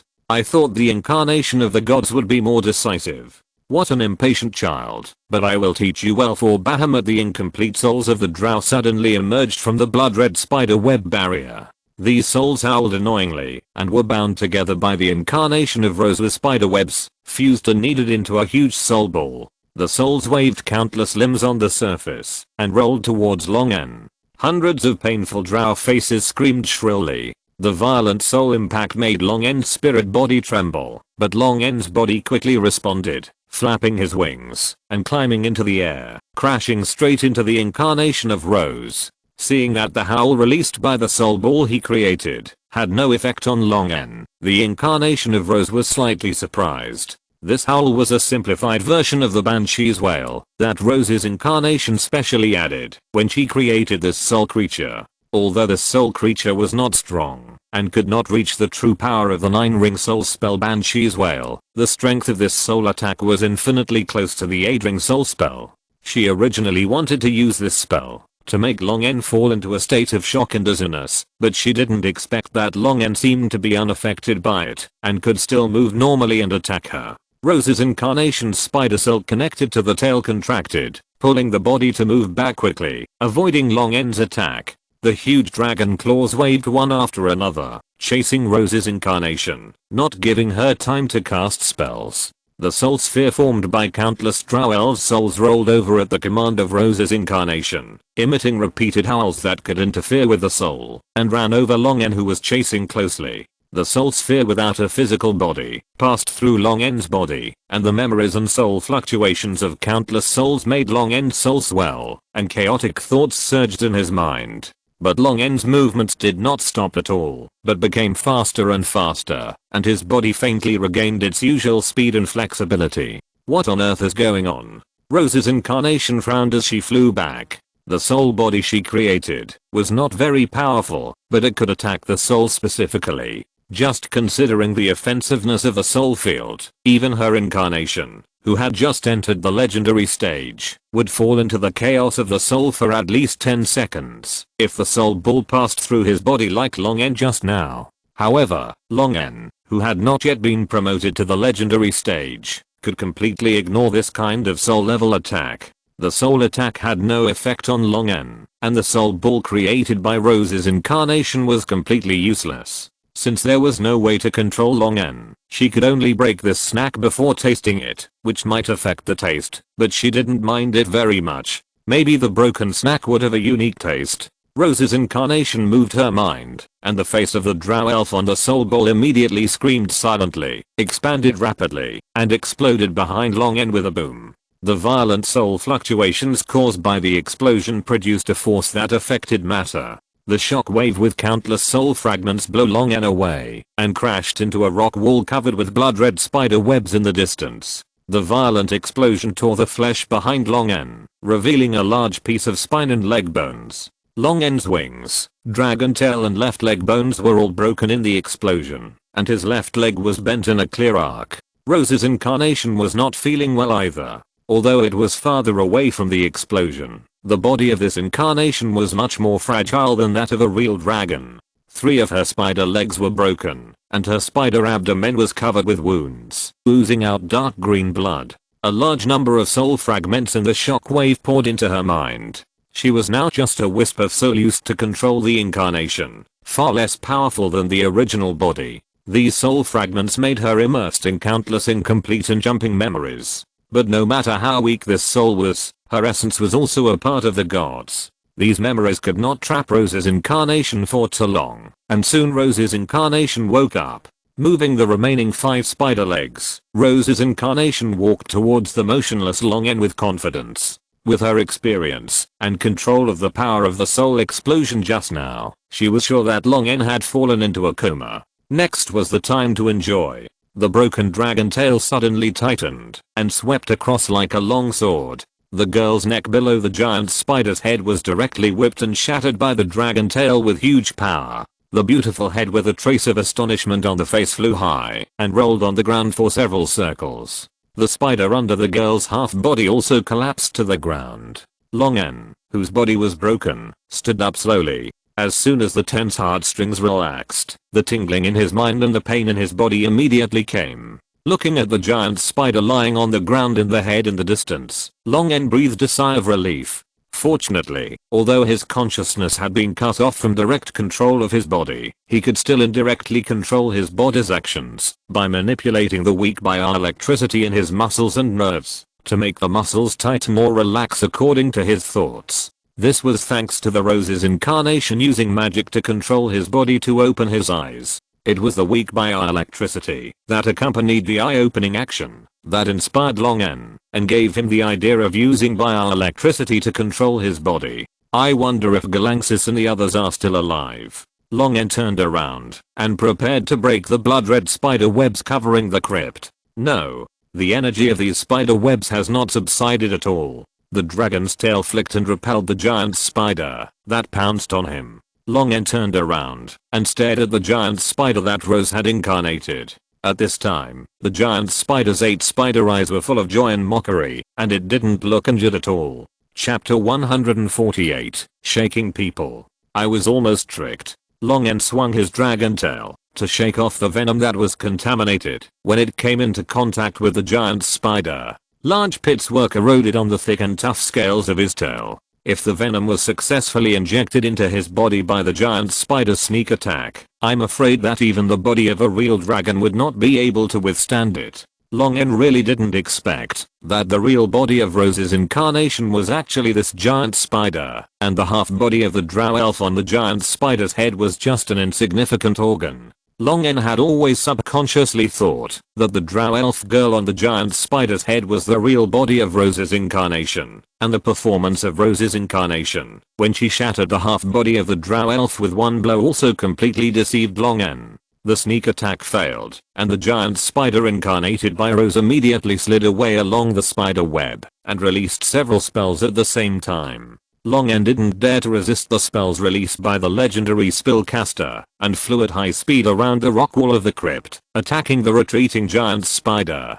A stream of sticky white liquid spurted out of the giant spider's mouth. Long N manipulated the muscles in his chest to squeeze the dragon's breath crop and responded with a violent thunder breath. The two collided in midair. The sticky liquid was evaporated by the thunder breath, and the thunder gathered into a column continued to blast forward.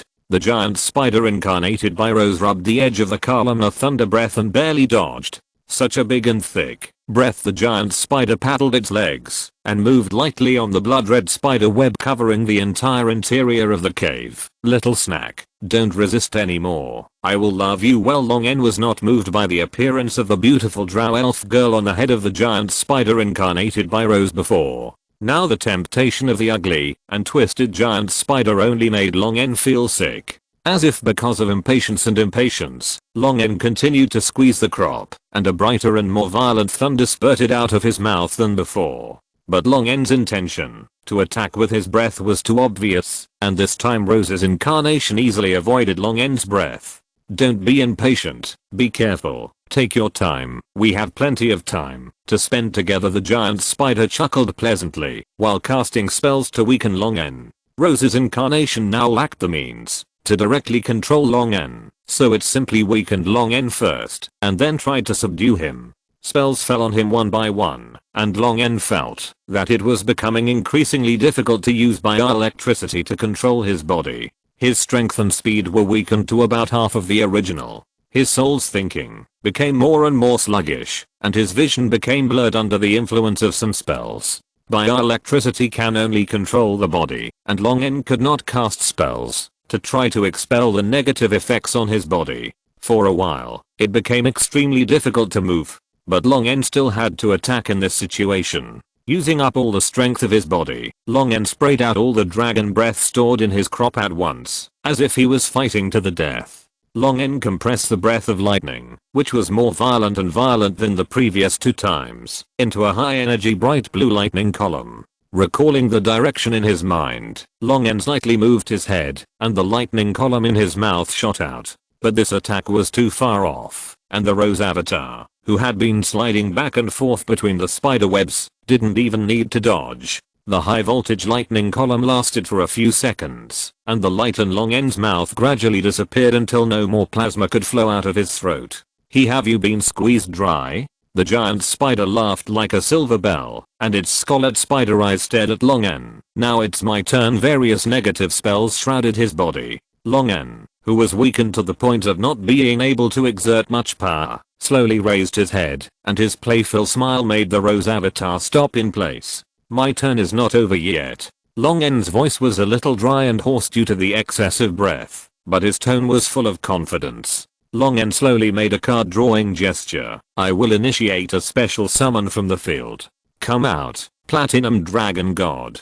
The silver scales on his neck burst into dazzling light, instantly illuminating the entire dungeon. A breath of great justice, majesty and kindness descended on the dark underground. A strange light flashed in the 8 scarlet eyes of the giant spider, looking at the place where Long N's breath had just hit. The blood-red spider web there was torn into a several meter long hole under the impact of the breath, compressed into a lightning beam, connecting the inside of the dungeon wrapped in spider webs with the outside world. Long N's breath just now did not intend to attack the Rose avatar. Otherwise, even if his vision was weakened by the spell interference, he could still lock the position of the Rose avatar with the magnetic field induction. From the beginning, Long N was attacking the spider web laid by Rose's incarnation. The first breath was just to test the strength of the spider web. The second breath was aimed at the weak point of the spider web, blasting away the energy in the weak point. The last compressed breath took advantage of the energy in the weak point not yet recovered, and tore the spider web apart completely with full output.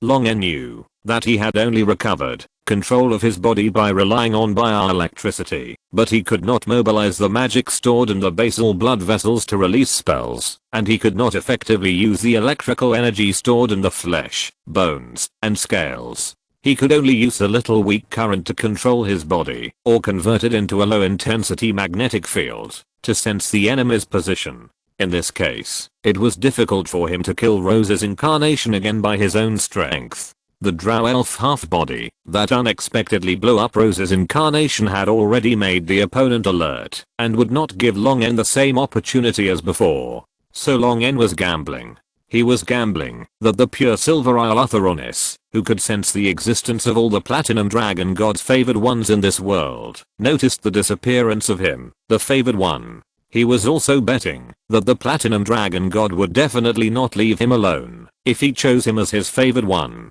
At least he would help him in this situation when facing the incarnation of the evil god. Facts have proved that his bet was right. As soon as the blood-colored spiderweb that could block the perception of the gods was broken, the will of the Platinum Dragon God instantly locked Long N's position. Long N sighed in his heart. He didn't want to have too much to do with the Platinum Dragon God. At least he should owe him less favors, so as not to have too much trouble to repay in the future. But in this situation, Long N had to seek the help of the Platinum Dragon God. No matter what, asking for help is indeed the best way to solve various difficulties, and there is no disadvantage except owing favors. I heard that the time dragon of the 3 legendary dragon species can ask itself to come back to help after traveling in the timeline.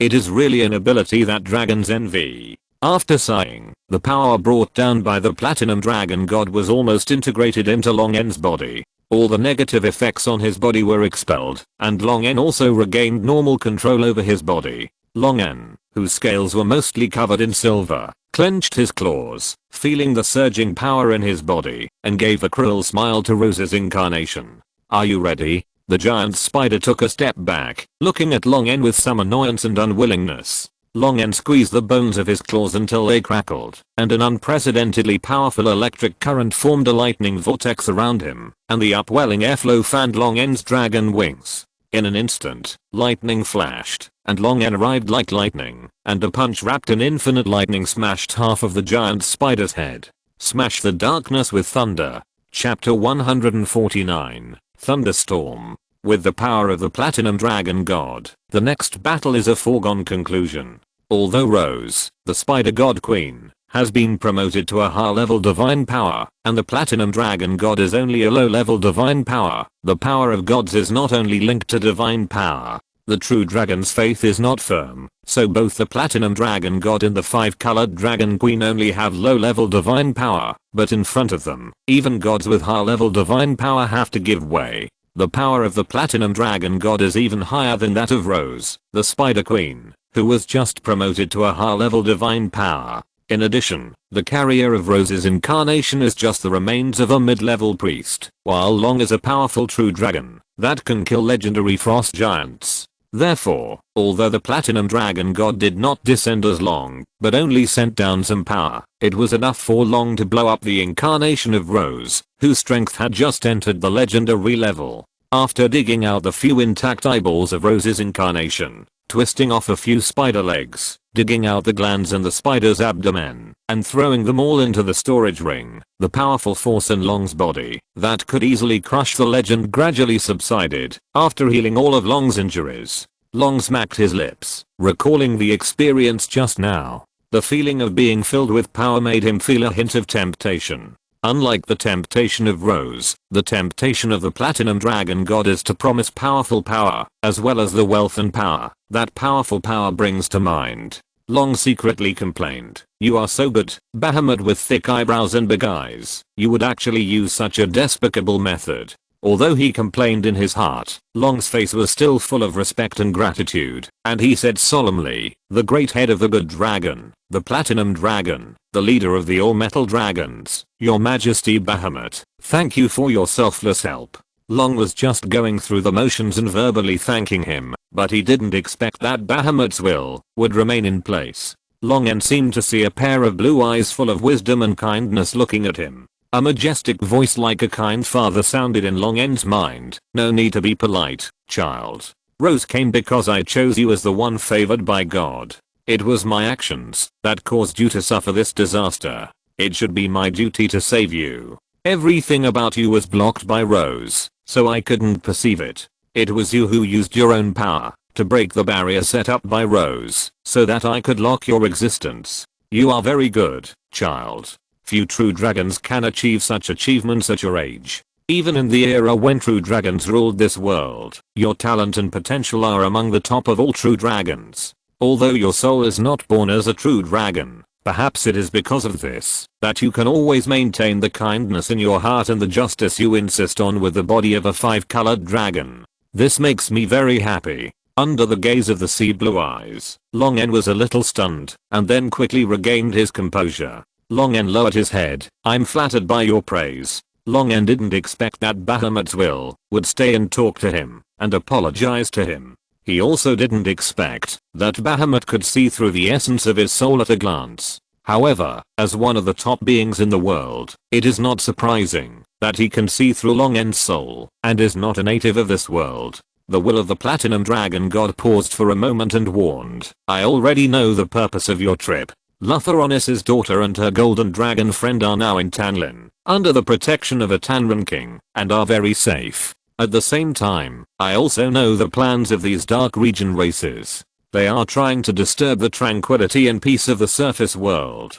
This is likely related to Rose's recent movements. I can't ignore the evil things happening in front of me, but, child, the will of the Platinum Dragon God apologized. Rose already knows your identity. If I interfere with her plan, she may retaliate against the metal dragons and my god's favored ones. She is likely to tell Shyamut about your identity as a god's favored one. As compensation, if you are willing, I can take you to my divine domain. When you grow up to the point where you don't have to fear Shyamut, you can leave at any time." Long's face was stiff, and he cursed secretly. How could he forget about this? If Rose told Shyamut about his identity, even if Shyamut suspected him of conspiracy, she would probably give priority to killing him, the rebellious son of the 5-colored dragon. His expression changed. Long thought for a moment, raised his head again, and said to Bahamut's will, "Great Majesty Bahamut, I have decided to stay in the main material world and face the possible dangers and challenges in my territory.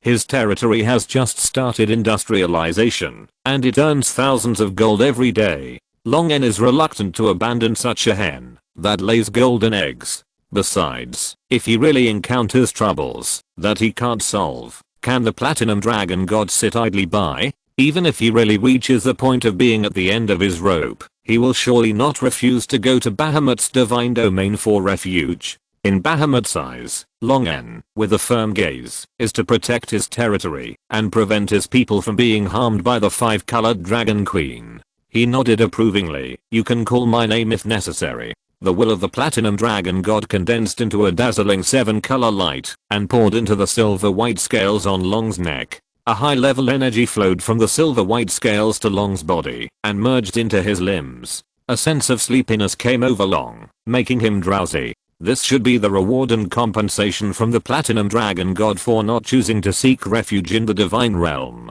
This huge and pure energy will take a lot of time to completely digest and absorb, but now is not the time to sleep.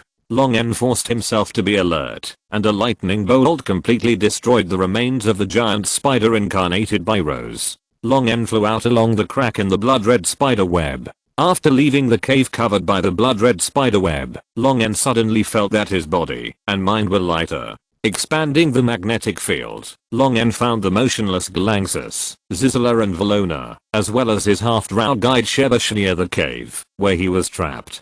Fortunately, Rose's avatar seemed to be preparing to use the 3 white dragons as supplements, after finishing with Long N. In order to keep the food fresh, they only injected them with neurotoxins that caused coma. Even if Long N did not find it in time, they could slowly heal with the recovery ability of the real dragon. The half-drow elf Shebasha was ignored by Rose's avatar because he was too weak, but just a little aftermath of the spell made him fall into a coma. The 6-ring medical spell was released to slowly remove the toxins and the 3 white dragons.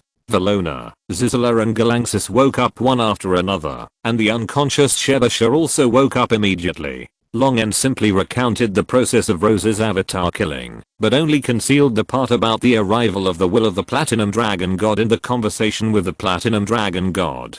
In the eyes of the 3 white dragons who were shocked, and Shebasha's worldview collapsed, Long N took them to the territory of the Kin people, Carapazho. Chapter 150 Tanrin Wang. After dealing with the small group of drow troops encountered along the way, Long N and his party flew into an empty dungeon. Most of the areas in the Underdark are composed of caves, dungeons, corridors, and ruins. Most of these environments are narrow and cramped, and there are few wide places. But this dungeon is nearly 400 meters high, and the border cannot be seen at a glance. The sudden open environment made Galangsus and the other 3 white dragons relax a little. It is rare to have such an open space in the Underdark that allows them to fly freely. The 3 dragons who have been suppressed for a long time are a little excited. Long N reminded, this is already near Black Crown City.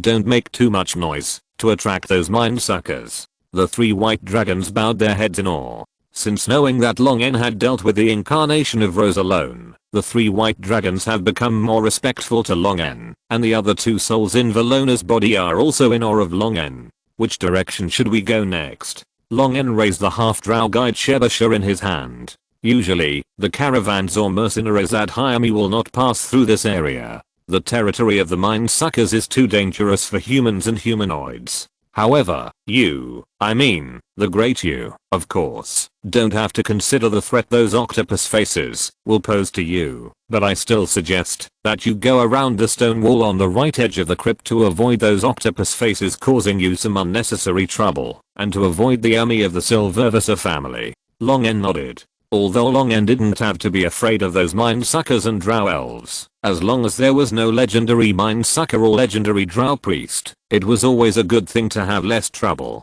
After all, he came to save the dragon, not to kill monsters. It took half a day to fly along the straight cliff on the right and flew a distance that was almost equivalent to flying over the Principality of Balan. Long N, who was flying in the front, suddenly saw several strange creatures. This was a team, but the members of the team were not any humanoid creatures that Long N was familiar with. Generally speaking, this creature looks like mushrooms of different species. Some of them are tall and thin with huge red caps, while others are short and sturdy with a strange fresh fragrance. On the stems of these mushrooms grow faces without expression, and limbs like hands and feet grow on the stems. The mushroom people wear simple wooden armor and hold wooden handled spears with stone spearheads tied to them. Is this the kin people? Long N looked at these creatures for a few more times, kept a distance to indicate that he was not hostile, and slowly landed in front of them. Are you kin people? From Carapazoo? The mushroom people did not raise their weapons to defend against Long N or show panic in front of the real dragon. The faces on the stems squeezed out shallow smiles, but did not answer Long N's questions. Long N frowned, and just when he thought that these mushroom people did not understand what he said, a mushroom man who looked like a moral took a few steps forward and sprayed a cloud of spores emitting weak fluorescence from the grid-like cap above his head. Not sensing any ill will from the mushroom man, Long N let the spore cloud float directly onto his body. Seeing that Long N did not dodge, the three-headed white dragon hesitated for a moment and let the spore cloud wrap itself up. Galangsis looked at the mushroom man who stopped moving after spraying spores, and thought to himself, what on earth are these mushroom-like guys? Long N's voice rang in his mind. Be polite, Galangsis. Damn it. Long N, great lord of the storm, when can you hear my thoughts again? Valona, we can all hear it. Sizura, it's really shameful. How could I give birth to such a stupid offspring like you? Galangsis turned his head away in anger, not wanting to argue with Sizura, but what he was thinking in his heart still rang in the minds of Long N, Sizura and others. You are obviously stupid enough, but you still call me stupid. It's really, no, damn it. Galangsis remembered that other people could hear his voice, and hurriedly stopped thinking in his mind, but it was obviously too late. Sizura, you dare to contradict your mother, you rebellious son. Galangsis, humph. You are just relying on your age of 100 years. If I grow bigger, I will definitely let her know how powerful I am. Valona, you are so filial. Okay, be quiet. Long N's majestic voice made the conversation on the spiritual level suddenly quiet, and a strange voice sounded in the minds of all the true dragons. True dragons and half-drow elves, welcome to Kirapadra. I have been waiting for you for a long time. The strange voice sounded hoarse and dull, and the owner of the voice did not seem to be good at communicating with people. In the middle layer of the Underdark, the kind-hearted Tan people rarely meet other friendly creatures, and their lack of communication is understandable. After a conversation, the Tan people took out a silver-white scale, and Long N smelled the scent of Kirelia from the scale. These Tan people were sent by the Tan King who protected Kirelia and Vidalpan to guide them. After confirming their identities, Long N followed the Tan people directly to their territory, Carapazoo. The closer they got to Carapazoo, the more lively this underground cave seemed. The middle layer of the dark region was dry and lacked water, but at the edge of Carapazoo, there was a growing lush rotten fluorescent grass. Going deeper, more and more tall woody mushrooms could be seen, making Long N and his party feel like they were walking in a dense forest. Large grasslands and some strange fungi emitted faint fluorescence, making the entire Carapazoo look like a fairyland. Long N, who had shrunk his body to facilitate his travel through the forest, used his claws to pry open the fluorescent grass, immediately revealing the piles of white bones under the grass. Some of the bones had already decayed, while some corpses had not yet completely decayed. Judging from the bones, these bones came from various races, from the unintelligent underground lizards, stonefish, and worms to the intelligent creatures of humans, drow elves, and dwarves. Corpses can be found here. It was as if the entire Carapazoo was built on a huge cemetery. Long N looked at the half-drow guide, Shebasha, and shook his head with a worried look on his face. He had never been to the territory of these Tan people, and most people knew very little about these secretive and rare Tan people. He didn't know much about this place, except that it was called Carapazoo. Don't worry. Perhaps sensing the tension, the leader of the team, the kin people, sprayed spores again, established a spiritual connection with Long N and his party, and explained, according to your statement, these corpses are my food. As you can see, this kin forest grew on tens of thousands of corpses, but every corpse here died of natural old age or accidental death, not by me actively hunting. All I did was to sprinkle spores on their bodies to mark them, and wait for them to die, before taking their bodies away. This is not easy. In the underground world, all resources are very precious, including corpses. Each corpse symbolizes a certain amount of water, food, and materials, which can be easily taken by other creatures. I can only take away some of the parts that have not been discovered by other creatures, or left by other creatures. These corpses in front of you are the result of my collection for 1400 years. Communication at the spiritual level can easily perceive the other party's emotions, and Long N can be sure that the kin people are telling the truth. They are peace-loving people who don't even rely on hunting for food, but obtain it by picking up corpses, which makes Long N feel that they are like a group of garbage collectors, which is in line with Long N's impression of fungal decomposers. But what concerned Long N was that this tan person had always called himself I instead of we. Long N soon realized that this was not a grammatical error caused by tan people's poor communication skills. The surrounding mushroom trees became taller and thicker, and the caps on the tops were connected to form a huge mushroom dome. The fluorescent spores floated in the air, like fireflies in the dark night, illuminating the mushroom palace under the dome. Walking into the mushroom palace, the tan people who led the way immediately turned black and rotted within seconds, and were absorbed by the hyphae protruding from the palace, leaving no trace. Long N frowned slightly, but the voice of the dead tan person sounded in front of him. Don't be surprised, my friend. What you saw just now was just my offspring. Now its mission is completed. They have existed for too long. If they are not recycled, they will easily rot in places I can't reach after going out. This is a waste. Long N looked up at the center of the mushroom palace. The object that Long N originally thought was a short and thick mushroom tree slowly opened the two empty eyes on its trunk and looked at Long N. Hello, friends. I just read the memory of the subbody. We can be considered to have met, but I think I need to introduce myself again. The mushroom bush with a diameter of 20 meters slowly stood up, walked to Long N, and squatted in front of him and his party. My name is Carapazu. The body that is larger than the real dragon made Galaxus. Zizala and Valona take 2 steps back involuntarily. Long N raised his eyebrows. I always thought it was a place name. The huge Tanran Carapazu said. In fact, it can be said that the mushroom jungle Carapazu in the eyes of other creatures is me. This whole jungle? Zizala exclaimed. Yes, this whole jungle is an extension of my limbs. Long N was slightly surprised. Carapazu, which covers an area of at least half the size of the Principality of Balan, is actually a living individual. Long N can hardly imagine how powerful this huge creature in front of him is. There has always been a great misunderstanding of the outside world's cognition of the Tan people. The few records and speculations about the Tan people say that this is a social group of creatures, and their leader is called the Tan King.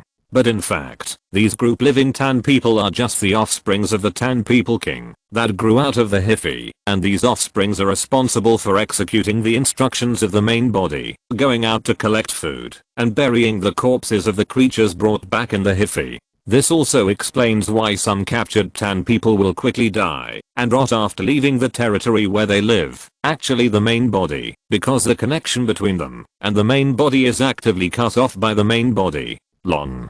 The familiar voice made Long N turn his head and saw Kirelia and Videlpin, who were brought into the mushroom palace by the Tan people's offspring. Both women were safe and sound, and Long N was relieved. But when he thought of the ambiguity and mutual care between the two when he talked to Kirelia with the ultra-long distance communication technique during this period, Long N suddenly felt a little embarrassed, as if he was meeting his online lover in person. Kirelia, who was originally a little excited, saw the presence of Galaxus and 2 other unknown white dragons. After a moment of embarrassment, she returned to her normal appearance and became reserved. Only Sigera looked at Kirelia, then at Long N, and rolled his eyes. No wonder you didn't treat such a beautiful and sexy me with such a cold face. It turns out that you have an affair with this silver dragon. Humph, she is quite pretty, but after all, she is just a young dragon whose head has not grown up. How can she be as plump and charming as me? Although Long N seemed to have a good impression of this silver dragon, Sigera firmly believed that they just knew each other earlier. As long as she persisted, she would be able to capture Long N's heart sooner or later. Who are they? Kirelia frowned slightly and looked at Sigera and Valona. The 2 white dragons were 20 meters long and 23 meters long respectively, which made Kirelia who was only 14 meters long, feel very dangerous, especially the 23-meter long male white dragon. Corelia felt a legendary aura from him. They are all my new servants, after I went to the land of eternal winter. Servants? Vidalpin couldn't help but jump up, and then excitedly made a beak gesture to Longen, as if Longen had the ambition to become a metal dragon and destroy the prestige of the 5-colored dragon. Lon, as a platinum dragon god's favored one, was automatically classified as a metal dragon by her. Zizala and Valona looked at Vidalpin with some dissatisfaction, and even Galangsis was a little embarrassed. They felt insulted by being said so by a metal dragon, but what she said was the truth, and she was Longen's friend, so they couldn't teach her a lesson. After a few pleasantries, Corelia stood beside Longen calmly. Longen didn't expect that Shuaya, who had always been reserved, would be so bold. He recalled the exchange between the two sides. Did we have made some progress in our relationship, but I didn't know it? Corelia was a little disappointed. Longen's performance was not too enthusiastic, just like the relationship between friends. Maybe he really thought too much. Longen just didn't notice that there was such a text on the magic prop. Although she felt a little disappointed, the elegant and reserved silver dragon did not show too much emotion. Only her good friend Vidalpin noticed that something was wrong with her. Vidalpin would not indulge a blue dragon who, in her eyes, abandoned her after having an affair. The golden dragon's tail slapped Longen's leg. Hey, why are you so cold? Do you have a dragon outside? Do you know how anxious Lee was when she knew you were in trouble? Apologized to Lee quickly. Longen was stunned with embarrassment, with a big embarrassed word on his face. Corelia also turned her head away, stroking her forehead with a headache. After being interrupted by Vidalpin, the stupid dragon, Longen couldn't remain calm. He could only glare at Galangsis, who looked like he was enjoying the show. He coughed twice and whispered to Corelia, "Let's talk about it when we get back." Longen turned his head to look at the king of the Tan people, Carapazu, and changed the subject. "Thank you for your help to my friend. If you need anything from me, please let me know at any time." Carapazu said, "I'm happy to help kind and friendly creatures, and I'm very happy to talk to you. I think we should be considered friends, and there is no need to say thank you between friends." Longen nodded slightly to the king of the Tan people. This rare friendly creature in the Underdark made him feel pretty good, and he was very happy to be friends with such a friendly and exceptionally powerful creature. After chatting for a while, Longen said, "We must return to the surface as soon as possible, my friend. Please allow us to say goodbye." The king of the kin people, Carapazu, nodded in understanding, and suddenly stood up, shaking the mushroom bushes on his body, and a large number of fluorescent spores fell on Longen and his party. "My spores can make the creatures around you ignore you, but it is not very effective for some creatures with too strong mental power, or promoted to legendary creatures. I wish you a safe journey, my friend." End of this chapter. Thank you very much for reaching the end. Don't forget to like. Looking for more exclusive content and immediate access? Subscribe to our Patreon. Remember, every like, subscription, or donation encourages us to continue. Thanks to everyone. See you in the next video.